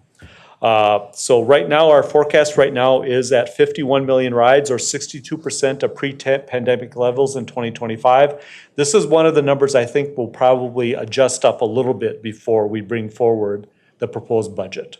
But right now, we're proposing about 62% of pre-pandemic levels. What we're seeing on our trends also is that ridership on the bus and the light rail lines are pretty well similar. They're running at both around the 60 to 62% trends on all of them. The one mode of service that is trailing is North Star Commuter Rail. It's right now at about 15% of pre-pandemic levels. So that is one, because that is pure express driven. That's a hard market to get back. But we're forecasting right now currently about 51 million rides for next year, or 61 or 62% of pre-pandemic. Here we go, the Metropolitan Transportation Services, the sales tax. This is one of the things that we had talked with the council last year, that we were doing a multi-year future forecast out looking forward, where we analyzed all of our revenues, whether it's sales tax, invest, state appropriations, federal funds, forecasted everything for many, many years, 25 to 30 years out. We're continuing to work on that analysis right now, where we're forecasting all the revenues, but we're also forecasting all of our base operations, which is current operations for like base bus, light rail, commuter rail, current BRTs that are in service today, all the transit planning, transit link, metro mobility, forecasting all that forward. Then we're also forecasting any future lines that are be coming on, whether it's the blue line extension, green line extension, any of the new letters of the BRT services coming on. We're including this into our forecast. One of the other big things that we're really watching, though, is forecast. We've done a lot of work over the last year is on capital maintenance. That's one of the things that we knew had a big price tag. That's one of the things that we had talked with the legislature and also had talked to the counties about. This fact is that you can start these new services and put them into revenue operations, but you still have to maintain that asset into a state of good repair. For example, like our light rail vehicles, they have a 30-year life. We use federal funds to purchase the light rail vehicles. As a result of using the federal funds, we basically have agreement with the federal government that we will maintain that asset into a state of good repair for 30 years. Large buses, for example, have a 12-year life. We have to maintain those assets for 12 years into a state of good repair. So we have forecasted all those long-term capital maintenance needs, whether it's buying vehicles, put them in a state of good repair, repairing all the track, the catenary, all those types of items. We're also analyzing all the investments in the sales tax uses. We're also looking at potentially how can we leverage the sales tax, for example, if we were to consider bonding, for example, to buy light rail vehicles. One of the things that would do is the fact that we could issue bonds for the light rail vehicles to purchase them. It would be a 10-year bond backed by the sales tax, but then that would give us 10 years of cash flow. So those are different things that we are looking at, how we can bring the sales tax in, but also leverage it to maximize what we want to do and what we'd recommend doing for the sales tax and for the long-term forecast. That's one of the things that we'll be coming back within the next 6 to 8 weeks. We'll come back to the council. We're going to talk about where we are at with the sales tax. We're also going to be talking about, we're working on a proposed council allocation policy, what we would recommend, how we could allocate the sales tax funds that we're getting in between current operations, future lines, state of good repair, regional providers, et cetera. We want to bring that policy forward. So I just want to restate that basically we've been doing a lot of work the last 3 to 4 to 5 months on this, and we feel really, really good about it. And so we'll have a good discussion coming forward on the sales tax. So now we move into some numbers. So I'm smiling. Now this is the best part of the presentation for me. So the overall transportation budget, it's a $912 million budget, very sizable for us. You can see on the right-hand side, first of all, is the family of services. You can see Metro Transit itself is about $519 million. That's Metro Transit bus, or about 57% of the budget. You'll see Transit Capital, about $32 million. Those are people that are actually working on capital projects. We recognize their salaries. For example, they're working on the green line extension, blue line extension, any of the BRTs that we're building. We capture their salaries here, recognize it offset with federal dollars or capital dollars, but we recognize it as part of our overall costs. The light rail is $150 million. That's Metro Blue Line, Metro Green Line, and we'll talk about it in a few minutes. We do have $16 million of planned Metro Green Line extension or expansion startup costs. It's hard to believe, but the Metro Green Line will start in 2027. We've got to start hiring people in 2025 so they could start burning in the trains, getting them ready to go, taking over the stations as things are moving on. So there are costs that will be coming in 2025 for that. The North Star line is $18.6 million, or about 2% of the budget. Special transportation, that is Metro Mobility, a budget of $132 million. We have then fixed route, transit link, and planning. On the revenue side, the $912 million is made up of our largest source is motor vehicle sales tax, which is about $335 million, or 37% of the budget. The complement to that is if you go to the top of that chart, there's a category called fund transfer. That was what we collected in excess of the 95% in the prior year. We're planning to use $16.5 million next year into our budget based upon those collections. We have state funds of $113 million. Planned use of reserves, $157 million. One of the things I'll explain on the planned use of reserves, $157 million, is it looks very sizable, a sizable amount, but there's a reason for that. If you will recall, back in 2023, we were getting communications from APTA. They were very concerned. They were contacting all transit agencies about a potential clawback of the federal dollars, the federal relief funds at the federal level. So they were basically contacting all transit agencies and saying, if you had eligible expense, pull it. Pull the money, put it into your reserves, and then use it. So we chose to pull, the council made the decision, we chose to pull those federal funds in 2023, put it into our reserves because we had eligible expenses, because you could go back to February 20th, I believe it was, of 2020 thereafter and pull. So we went back through with our finance department, identified eligible expenses, and pulled federal dollars in, put it into reserves. We're now using that. Instead of having a high use of federal dollars this year, we're using reserves this year because we pulled the money last year. State sales tax, we're using $144 million next year into our budget. The biggest piece of that would be replacing of the county contributions, and then also covering the Green Line extension costs. We have fares in at 7% or $59 million, and then we have other federal dollars in there, about $70 million. All other revenues, is about $13 million. That is largely interest income and advertising revenue. So that is the transportation consolidated budget. We'll soon now go into both Metro Transit and then MTS. We'll break it down for you. So now we move into Metro Transit. And I'll turn it over to, Yeah, there's a question. you have a question. Yeah, I've got a question too. So. This is not a question, but when you said this is the most exciting part, that's the first part that I went to when I was reviewing this for the meeting. And what I did was I looked at 2024 and compared. So it's helpful for me to kind of get that perspective to see what the map looked like in 2024 to 2025. Yep. For the committee. I don't know if you need to do that for the whole council, but that helps me.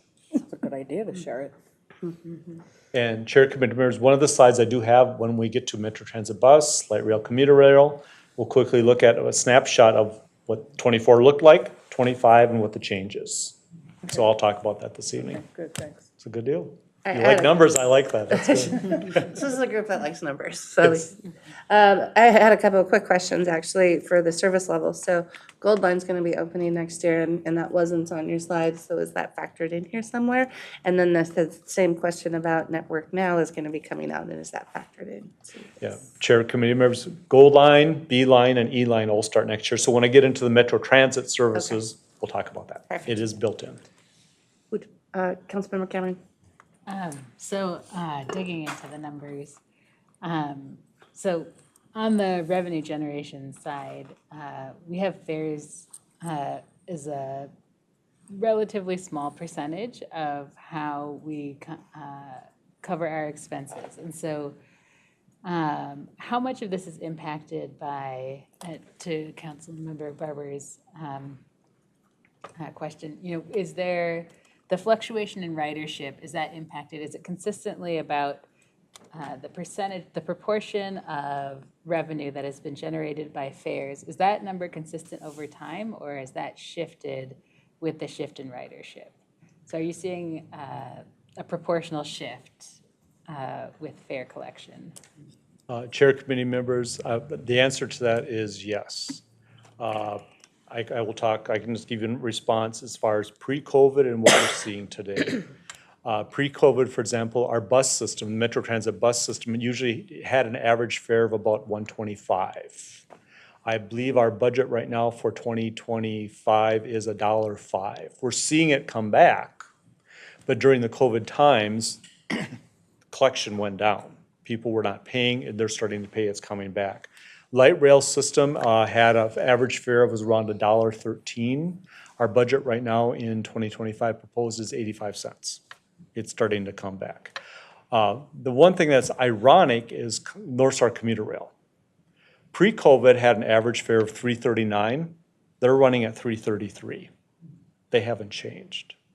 So, but one of the things that we're watching very closely, we are watching our average fare per passenger. That's one of the things we're also looking at very closely working with strategic initiatives, forecasting forward. Because as you could imagine, that average fare, it has a one-year slice impact, but it has a multi-year forecast impact if it's not coming back, and or when do you think it will come back. So that's one of the things that we're working on. We're watching very closely. We're hoping with the trip investment that we're making, getting more presence on the line, that should, because we are seeing an impact and a positive impact with that with our average fare per passenger. So very good question. Go ahead. Okay, Leslie. Yeah, Chair Barber, if I may, I just have a couple slides to introduce the Metro Transit part, and I'll be brief because I know I sound horrible.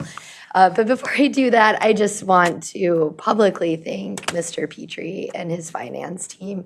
It takes an incredible amount of work to develop the budget to this preliminary point, and there's still more work ahead of us. But as he alluded to, this is happening at the same time we're also working to develop a proposed sales tax allocation policy. So just want to say thank you, Ed, for all your tremendous work that got us to this point. At our last meeting, I shared with you Metro Transit Forward, which is our new strategic framework. As I mentioned at your last meeting, Metro Transit has long had a strategic plan, and Metro Transit Forward is really our latest edition of that.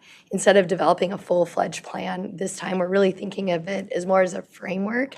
And the reason I wanted to kind of revisit it tonight is because we're using it to really make sure we're aligning and organizing and communicating our investments in accordance with where Metro Transit Forward is really taking us. So again, the vision and mission statement we developed through this project is we connect people, strengthen communities, and improve lives by delivering high-quality public transportation.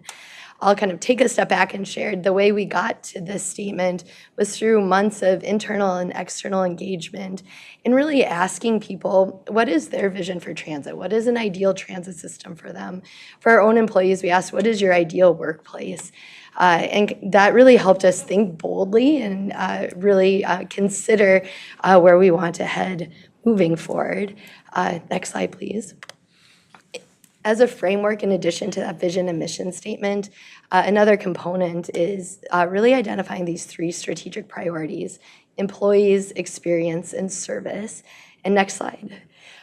Go through this kind of fast. So as we go through our budget process, part of what we want to do with our strategic framework is be really intentional about how we're advancing it through decisions we are proposing to you as part of our preliminary budget. So for each of our strategic priorities, this slide includes examples under development that we believe would advance these priorities. It's not exhaustive. As this is a preliminary budget, it's still under development on our side, and certainly as council members, as you make budget decisions, those decisions are yet to be made. But just to give you a sense of what's building up into the numbers that Ed will follow on next.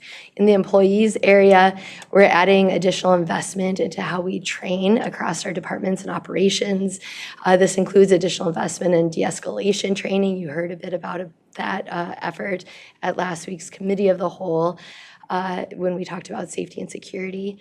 It also includes additional investment in our Great Workplace program, which we've been undertaking for a few years now, but through the recent culture assessment that was conducted by the council, really looking at how we can make additional investment in strengthening our organizational culture and ensuring this is a great workplace for all of our employees.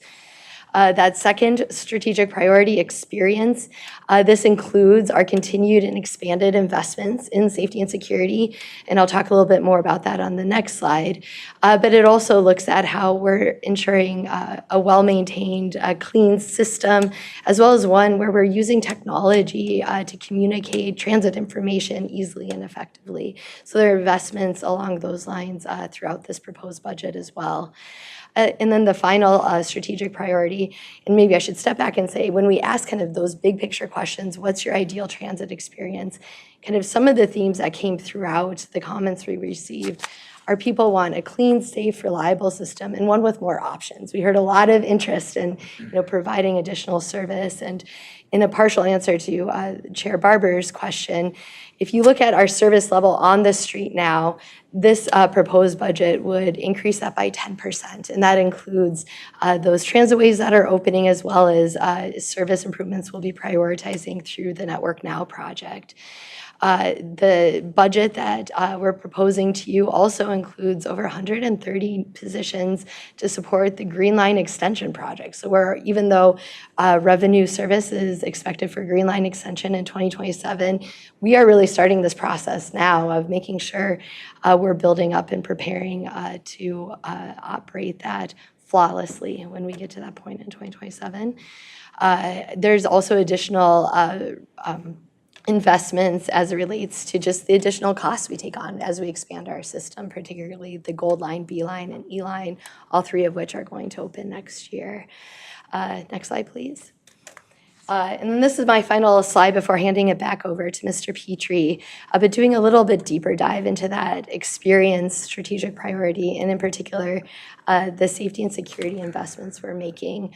A part of this proposed budget is really looking at how we continue to invest in those expanded layers of presence we've been talking to you about for the last year or so, really guided by the Safety and Security Action Plan. So this includes continued funding for our police officers and community service officers. It assumes that we will be growing the personnel in our transit rider investment program to 100 full-time positions by the end of 2025. That includes the trip agents that will be on the system, as well as the leadership support they'll need as we grow that program. Already, the council, through a past budget amendment, has added a position that is going to oversee work that was being done through the Transit Service Intervention Project that's sunsetted. So that'll be another component we build in through 2025 under this budget. And finally, our current contract for supplemental security that the council has approved will expire next year. So we're looking ahead to what we've learned from that, what's working well, and preparing to increase investment in that supplemental security presence as well, moving into 2025 So with that, I think that's the last slide I was going to cover. I'll head in back to you, Mr. Unless you want to move into these, Leslie. Yeah, thank you. Okay, this is the Metro Transit Family Services. This is from Metro Transit now. It's $720 million. You can see on the left-hand side, it includes Metro Transit Bus, light rail, commuter rail, and our folks working on the capital projects. On the right-hand side, you can see, once again, we're a very labor-intensive organization. 69% of our costs, or $506 million, comes from salaries and benefits. We have some professional services contracts, diesel fuel, regional allocation. Now, those are for shared services that we get from council, from the regional administration. That would include, for example, like the budget department, IS, payroll, all those shared services that we then partake in and gets allocated back to us. We have other costs of $76 million, which includes all of our insurance, our advertising costs, our utilities, those types of items. So it's overall Metro Transit Family is $720 million. I'll now break it down into the respective, I'll talk revenues first, then I'll break it down. Revenues is, our largest piece is motor vehicle sales tax is 45%. And then we have federal funds coming in about $33 million, fares coming in at about $49 million. Other revenue sources, which is $31 million, which is largely interest income and advertising. We have plan use to reserves, as I previously talked about, bringing in $134 million, and then bringing in the new sales tax of $142, and the state general funds of 32.7 million dollars. That is on light rail operations.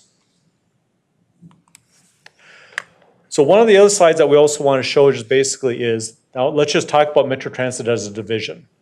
We've talked about we have a $720.5 million budget, $506.7 million or $506.8 million is salaries and benefits.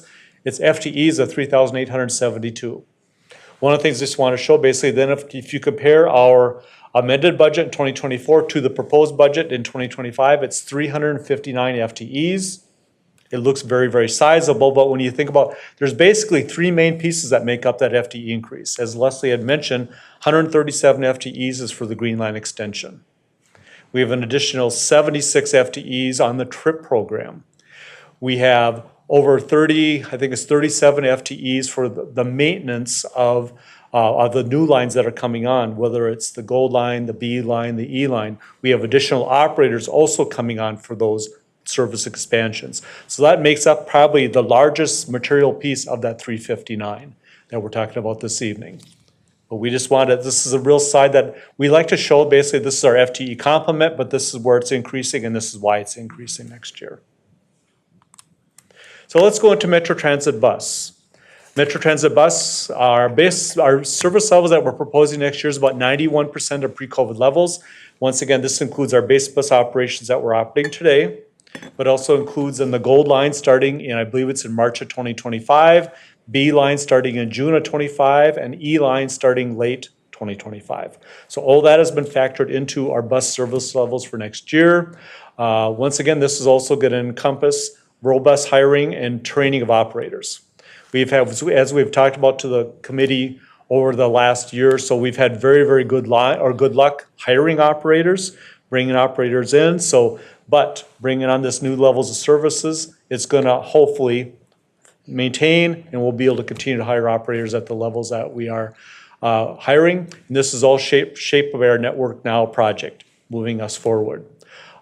One of the big things, though, is that the third bullet point is we continually evaluate and review our budget assumptions, not only for the 1 year, but we're also looking, as I talked about, for this long-term forecast, long-term view, so that way we can really know how decisions that we're making today, whether it's revenue, whether it's expenses, how that's going to impact us moving forward. And looking at by line and really seeing what is impacting us, so that way we can just say, are there things that we can change? Are there different decisions we should bring forward to the council and recommend? Or what are we seeing? So that's one of the things that it's very important for us to do that. But also, it's also, as Leslie had mentioned also, investments in safety and also investments in the customer experience. Because we also realize too, the fact is that if you provide a safe, frequent service, you're going to get the customers back. So that's one of the things that we feel that is a very wise investment for us to look at. So the Metro Transit Bus budget, it is overall, it's just over a $519 million budget. On the left-hand side, again, very labor intensive, about 74% of our dollars are salaries and benefits for the people that work for us. We have the materials and supplies and fuel. We have utility costs, the regional allocation for the shared allocation or shared costs coming back to us.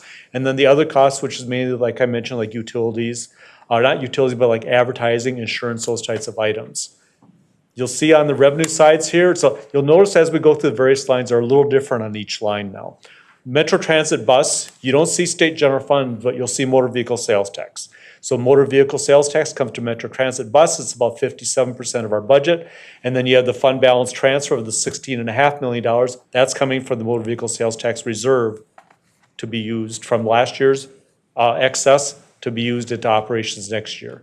We have the planned use of reserves of $128 million. I explained that we drew the federal funds last year. We're going to use them now next year in our budgets. We have fares in at about $34 million. And then we have regional sales tax of about $27 million and other revenues of about $10 million, which is interest income and advertising. So the bus family is about $519. So this is the chart that we're talking about. So last year, the amended budget is that we amended with the second quarter amendment, it's $474.8 million. If we compare to our proposed budget of $519, we have an increase of about $44 million or 9%. And so what the biggest piece of that change is, first of all, on the salaries and benefits. This includes the labor contracts that were settled earlier this year. That's imposed in here. It also includes the additional trip agents that we talked about. It also includes the additional, that, and then also then the additional maintenance people, folks that would be working on the Gold line, B line, and E line as they come on in 2025. So that's all encompassed within the 8% increase. Council allocations have went up about 8% overall, went up from $61 million up to 66. Professional services have a 30% increase. Now this is contracts that we're using. A lot of it is maintenance contracts that we're using to maintain and to do maintenance on our facilities, those types of items.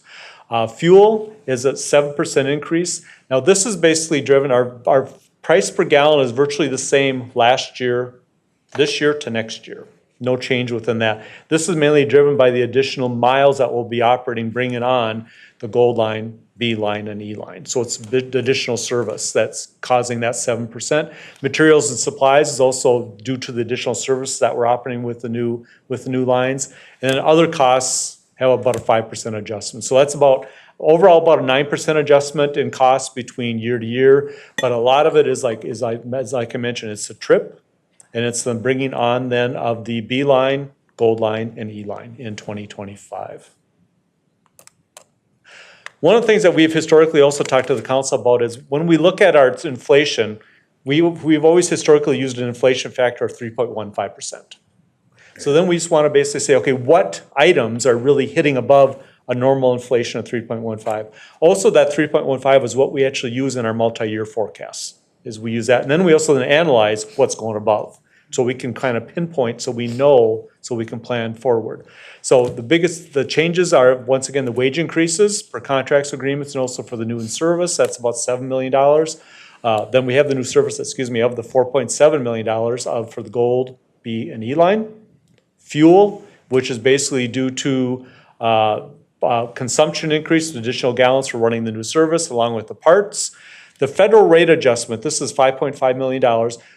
We, on an annualized basis, we work with the federal government, we apply, we send what our costs are to the federal government. They will then send back a federal allocation rate that we use to then allocate between our operating departments and our capital departments. This allows us then through this federal allocation to allocate operating costs to capital projects. And it follows the federal guidelines, we follow salary expense. So every year that rate adjusts. It went down a little bit in 2025, so we're reflecting that here. Regional allocations, as I talked about, went up slightly. It's about $3 million. And then we have some supplemental, including the trips, of about $15 million. So those are the main changes for the Metro Transit that exceeded the 3.15%. This is for bus. The capital folks, as I talked about, we have about $32 million worth of folks that are working, employees that are working on capital projects like Blue Line Extension, Green Line Extension, the various BRTs. And then we will then collect their dollars through federal grants with the operating or the local match on those federal grants. Light rail.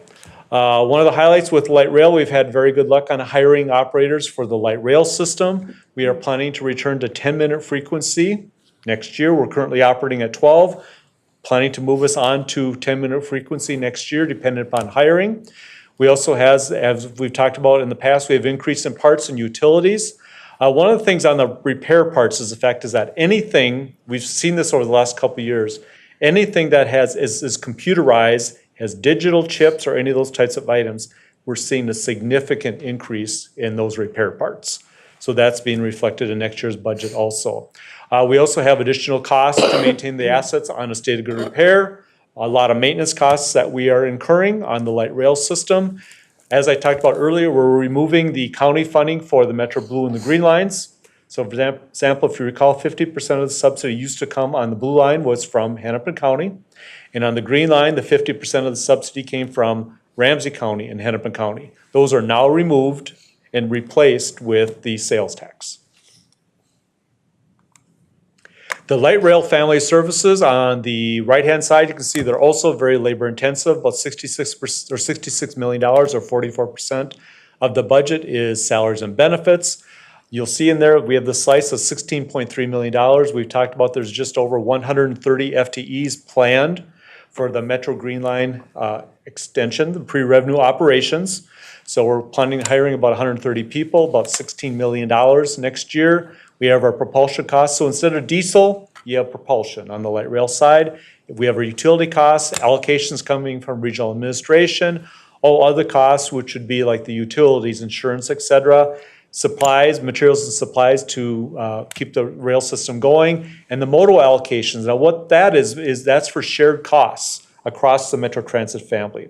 That would be for like shared services like finance. The biggest piece of it though is the police department.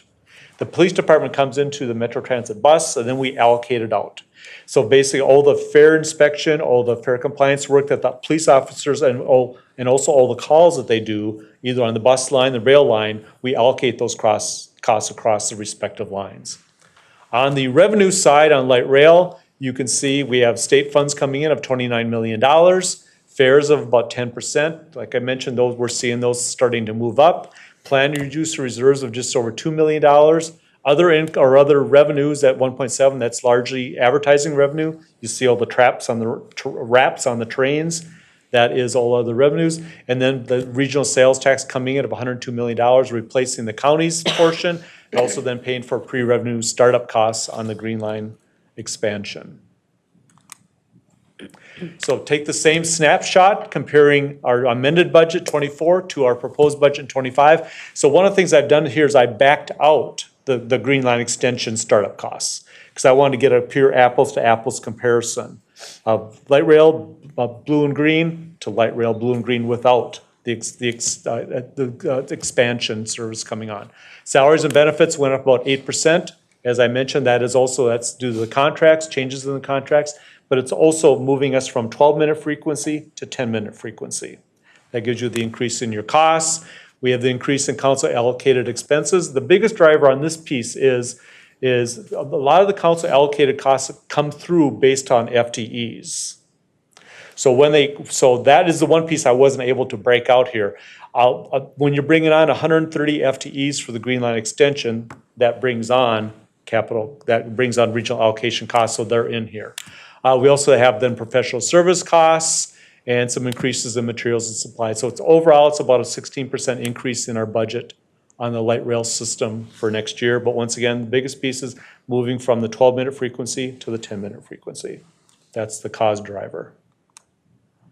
Commuter rail is we're planning to continue our level of service that we're running today, which is 8 weekday trips, 4 in, 4 out, and also special event service. That's the plan for next year.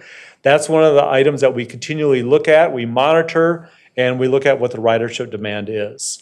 They're seeing the same components of repair parts and utility increases that we're seeing on the rest of the lines. We also have increased costs on North Star to keep the asset into a state of good repair. As I mentioned, we're removing the Hennepin and the Anoka County funding. That's replaced by the sales tax. The bullet point I didn't add here, though, is we still assume, though, the Sherburne County and the MnDOT subsidy continuing in 2025. Commuter rail, on the right-hand side, is salaries and benefits, about 35%. But you see the other big cost is BNSF to operator services in. It's about $3.3 million or 18%. They have some of the same mode allocations across the Metro Transit family. We have insurance, other costs, diesel fuel, and regional allocations. On the left-hand side, you see the respective sources of revenue. They're a little different than the other three line, or the other blue, green, and bus. It includes regional sales tax of about $7.6 million. You do see the slice in here for Sherburne County and for Greater Minnesota MnDOT, about $1.4 million, or just over 8% for each of them. We have the state general funds of about $3.4 million and fares in at about 2%. If we do the snapshot comparing amended budget to proposed budget, it's a flat budget. In at $18.6 million, really, there's a few changes going up and down, but overall it's flat at $18.6 million. Just to give you a feel, if we were to increase this budget, like I mentioned, it's going to be the 8 trips, 4 in, 4 out with weekend service. If we were to go back to pre-COVID levels, which was the 6 trips in with a reverse commute, 6 trips out with a reverse commute, weekend service, and then special event service, we would be looking at about a $23 million budget. So right now, the service that we're running today, it's about an $18 million budget. The final slide that I have before I'll turn it over to Heather is on basically talking about the items that are up and above the 3.15% inflation. On the light rail side, it's basically the wages increases in the overtime, and it's also basically moving up to the 10-minute frequency. We have an adjustment in the modal allocations and the federal allocations increasing on those lines. We have some additional utility costs, and then the RA allocations. On the North Star line, It's flat. We have a few items going up and down, but it's a flat budget. And then also then on the light rail side, we are planning the $16.3 million or just over 130 FTEs for the Green Line extension. There you go. Thank you. Okay, so transitioning, there we go. Transitioning over to Metropolitan Transportation Services. Just as a reminder, that includes special transportation services, that is Metro Mobility and Metro Move as of right now.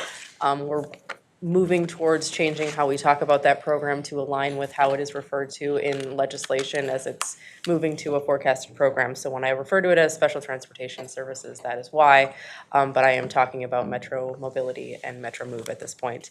Also contract with Fixed Route, Transit Link, Metro Van Pool, and the Planning Department.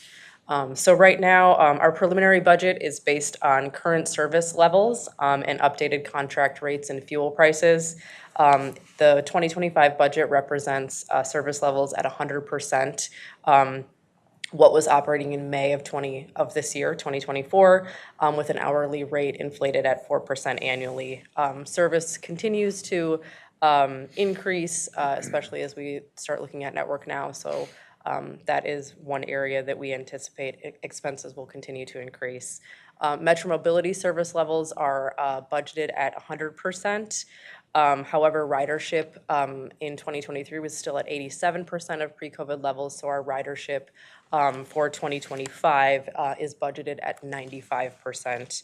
But we'll continue to keep an eye on those. As Ed had mentioned, that's one area as more ridership information comes out in 2024 that may get adjusted before the public comment and the final budget adoption.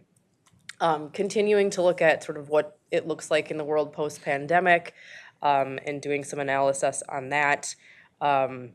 But most of our provider contractor rates are offset by some lower general expenses. So we've been able to make up some savings there. But you will see contractor rates as I transition into more details for each of these different programs.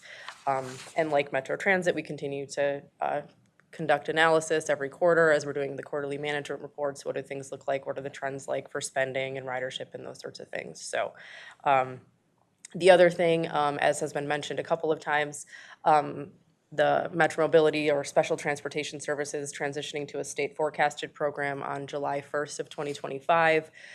So our staff is starting to work with regional administration, finance, and MMB on what the reporting is going to look like and sort of our plan for the different reports that are going to be coming due later this year, and then at an ongoing basis, sort of in alignment with the different forecasts for Metro Mobility. And then continuing work on our zero emission fleet plan. So moving into the overall preliminary budget for Metropolitan Transportation Services is just over $192 million. So this is a high level slide. I'll go into more detail for each one in the next slides here. But Metro Mobility or Special Transportation Services, we're seeing a 13% increase, so $132 million versus just shy of $118 million last year. The majority of that increase is from the Metro Move program. So 2025 will be the first year that program has a full year. So understanding what the contract rates look like for that program and building that into the budget for 2025. Gas is assumed at $3.58 a gallon. This is up slightly. Last year it was $3.46. So, and just as a data point, every 25 cents in fuel price increases is about $1 million in fuel costs for Metro or for MTS. So that's another thing that we'll keep an eye on and adjust as we get closer to the public comment period. Bus and van pool are also showing a 13% increase. This is driven by higher provider expenditures, higher contractor rates, and then increased hours. Hoping to continue to reinstate some more services that were suspended over the next 12 months. And you'll see here with the bus, we have a diesel price too of $3.51 a gallon and the same fuel price for the other van pool services. Transit Link is up 45%. I've modified this slide here to say microtransit/Transit Link. Microtransit is in this section now, so the bulk of that 45% increase is from the increased microtransit. So up 17.1 million compared to just shy of 12 million last year. And I'll talk more about that in the next slides here. So a little bit more detail here on Metro Mobility. Preliminary budget is just over 132 million.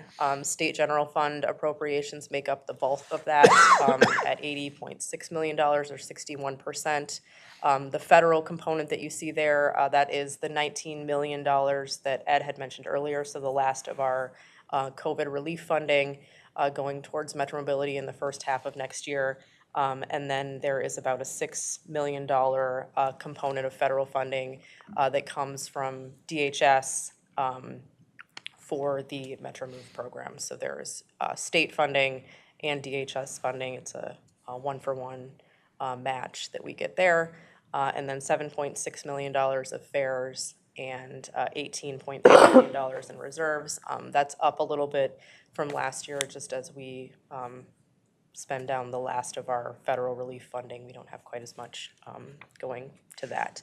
On the expense side, you can see, unlike Metro Transit, the bulk of our expense is coming from contractors. So transit provider expenditures, we issue RFPs for these services and then bring them to the council for adoption.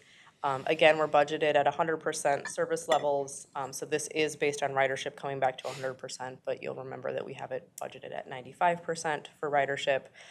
Fuels and materials, just over $14 million, so that makes over 90% of our budget is for direct service. As I mentioned earlier, 2025 is the first year of Metro Move being an entire year, so you'll see expenses increasing from that.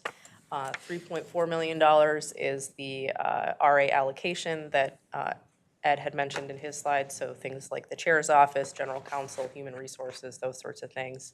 And then we've got about 3% for salary and benefits within the special transportation services staff.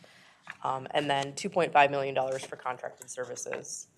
Those are other professional services not related to transit operations. And then all other expenses at $500,000. So contracted bus, this is fixed route, Transit Link and Van Pool. So here we shift away from state general fund appropriations, and the majority of our revenue is coming from motor vehicle sales tax, so 70% or $33 million, $1.7 million in fares, $1.2 million in federal money. This is money that comes to Transit Link services through MnDOT, their 5311 program. And then salary, did I already say salary and benefits? No, wrong thing. Sales tax of $6.7 million.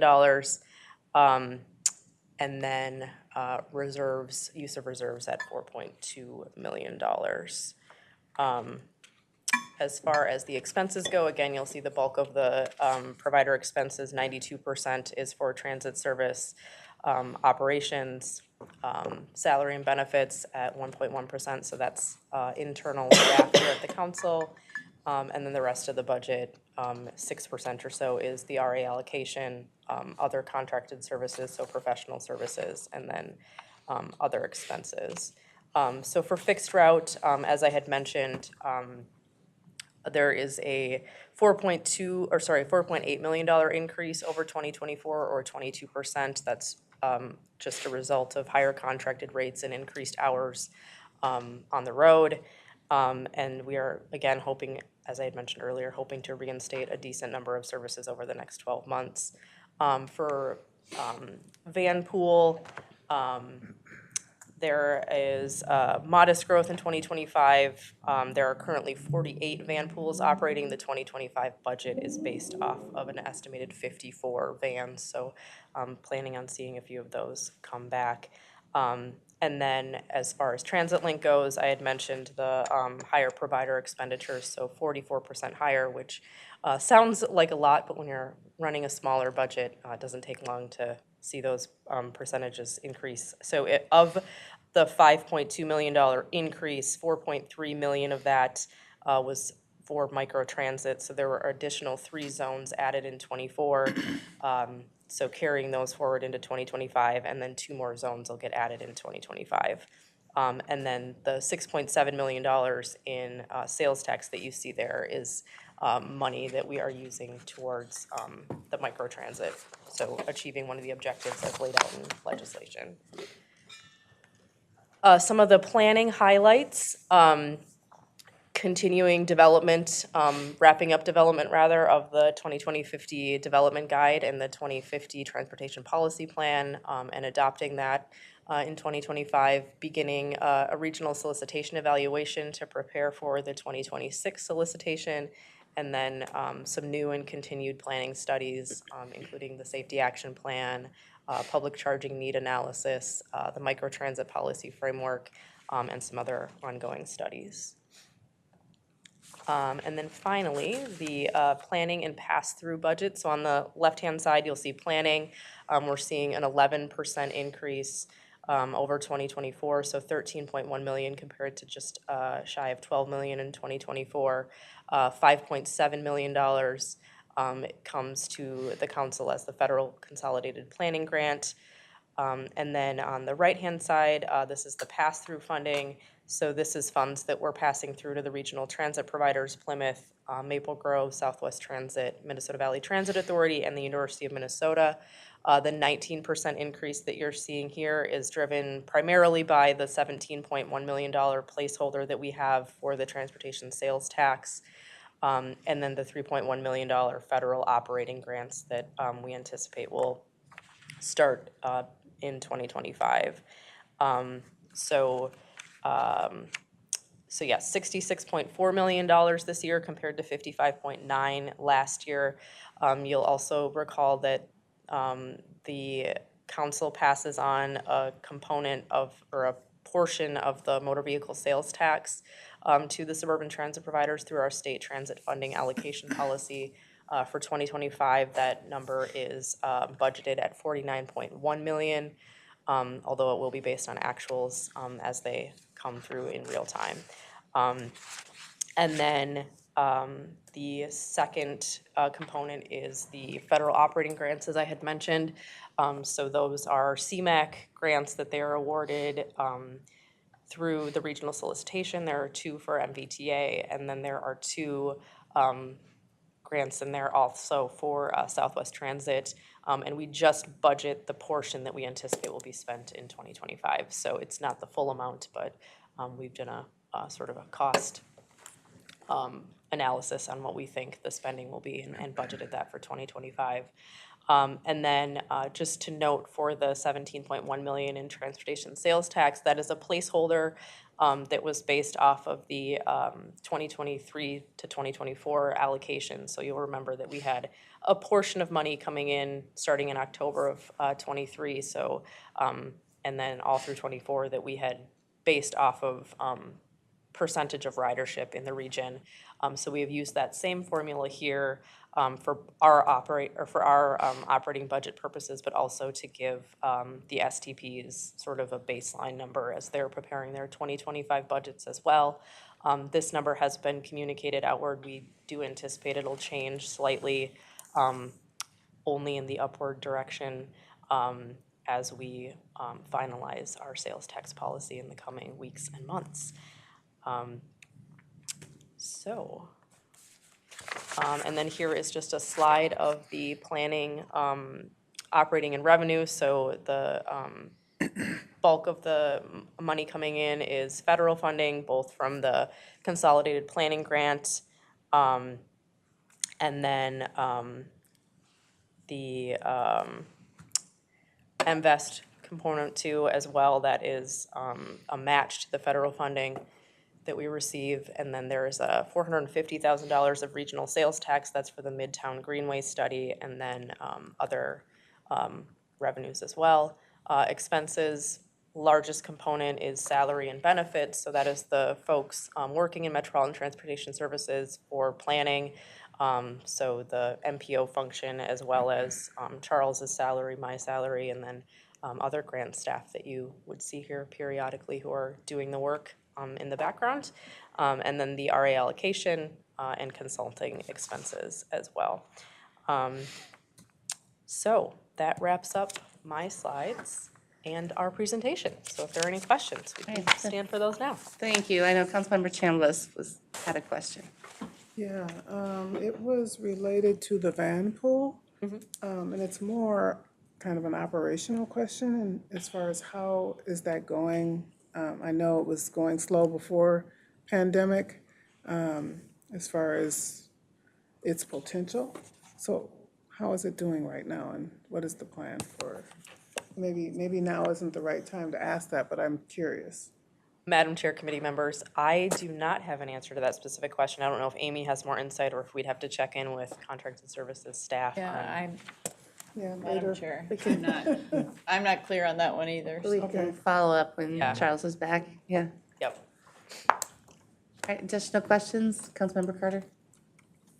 Just occurs to me, in addition to the funding that comes through the regional sales tax, were there additional dollars provided by the legislature for safety on our system? And, well, let me stop there, because the next part of that question is what we envision for ongoing expenses even beyond this budget and collaborative work regarding safety. And you can't answer all of that. So let me stop with the first piece. Well, I'll say with Leslie can join in too, but one of the eligible expenses for the regional sales tax is safety related. So as we mentioned, we're putting additional dollars, for example, like on the TRIP program, which we're going to be using then the sales tax to support. That's one of the things that we can support with that program. I don't know if you wanted, if there's anything else. Yeah, Chair Barber, Councilmember Carter. In the 2023 transportation bill, there was one-time funding that supported the Transit Service Intervention Project. That does not continue into this calendar year. That's part of why we are making investments into TRIP to continue that work. But to Mr. Petrie's point, one of the items specifically named in the transportation omnibus is using sales tax for public safety needs. And that's what I've heard you talk about, our plans for the future to embed that within. Correct. Metro Transit. Thank you. So hear more. All right, additional questions, comments? Thank you, guys. You do a really good job of explaining it all. I just want to say we appreciate. Well, you'll see us Wednesday night appreciate it. again, so.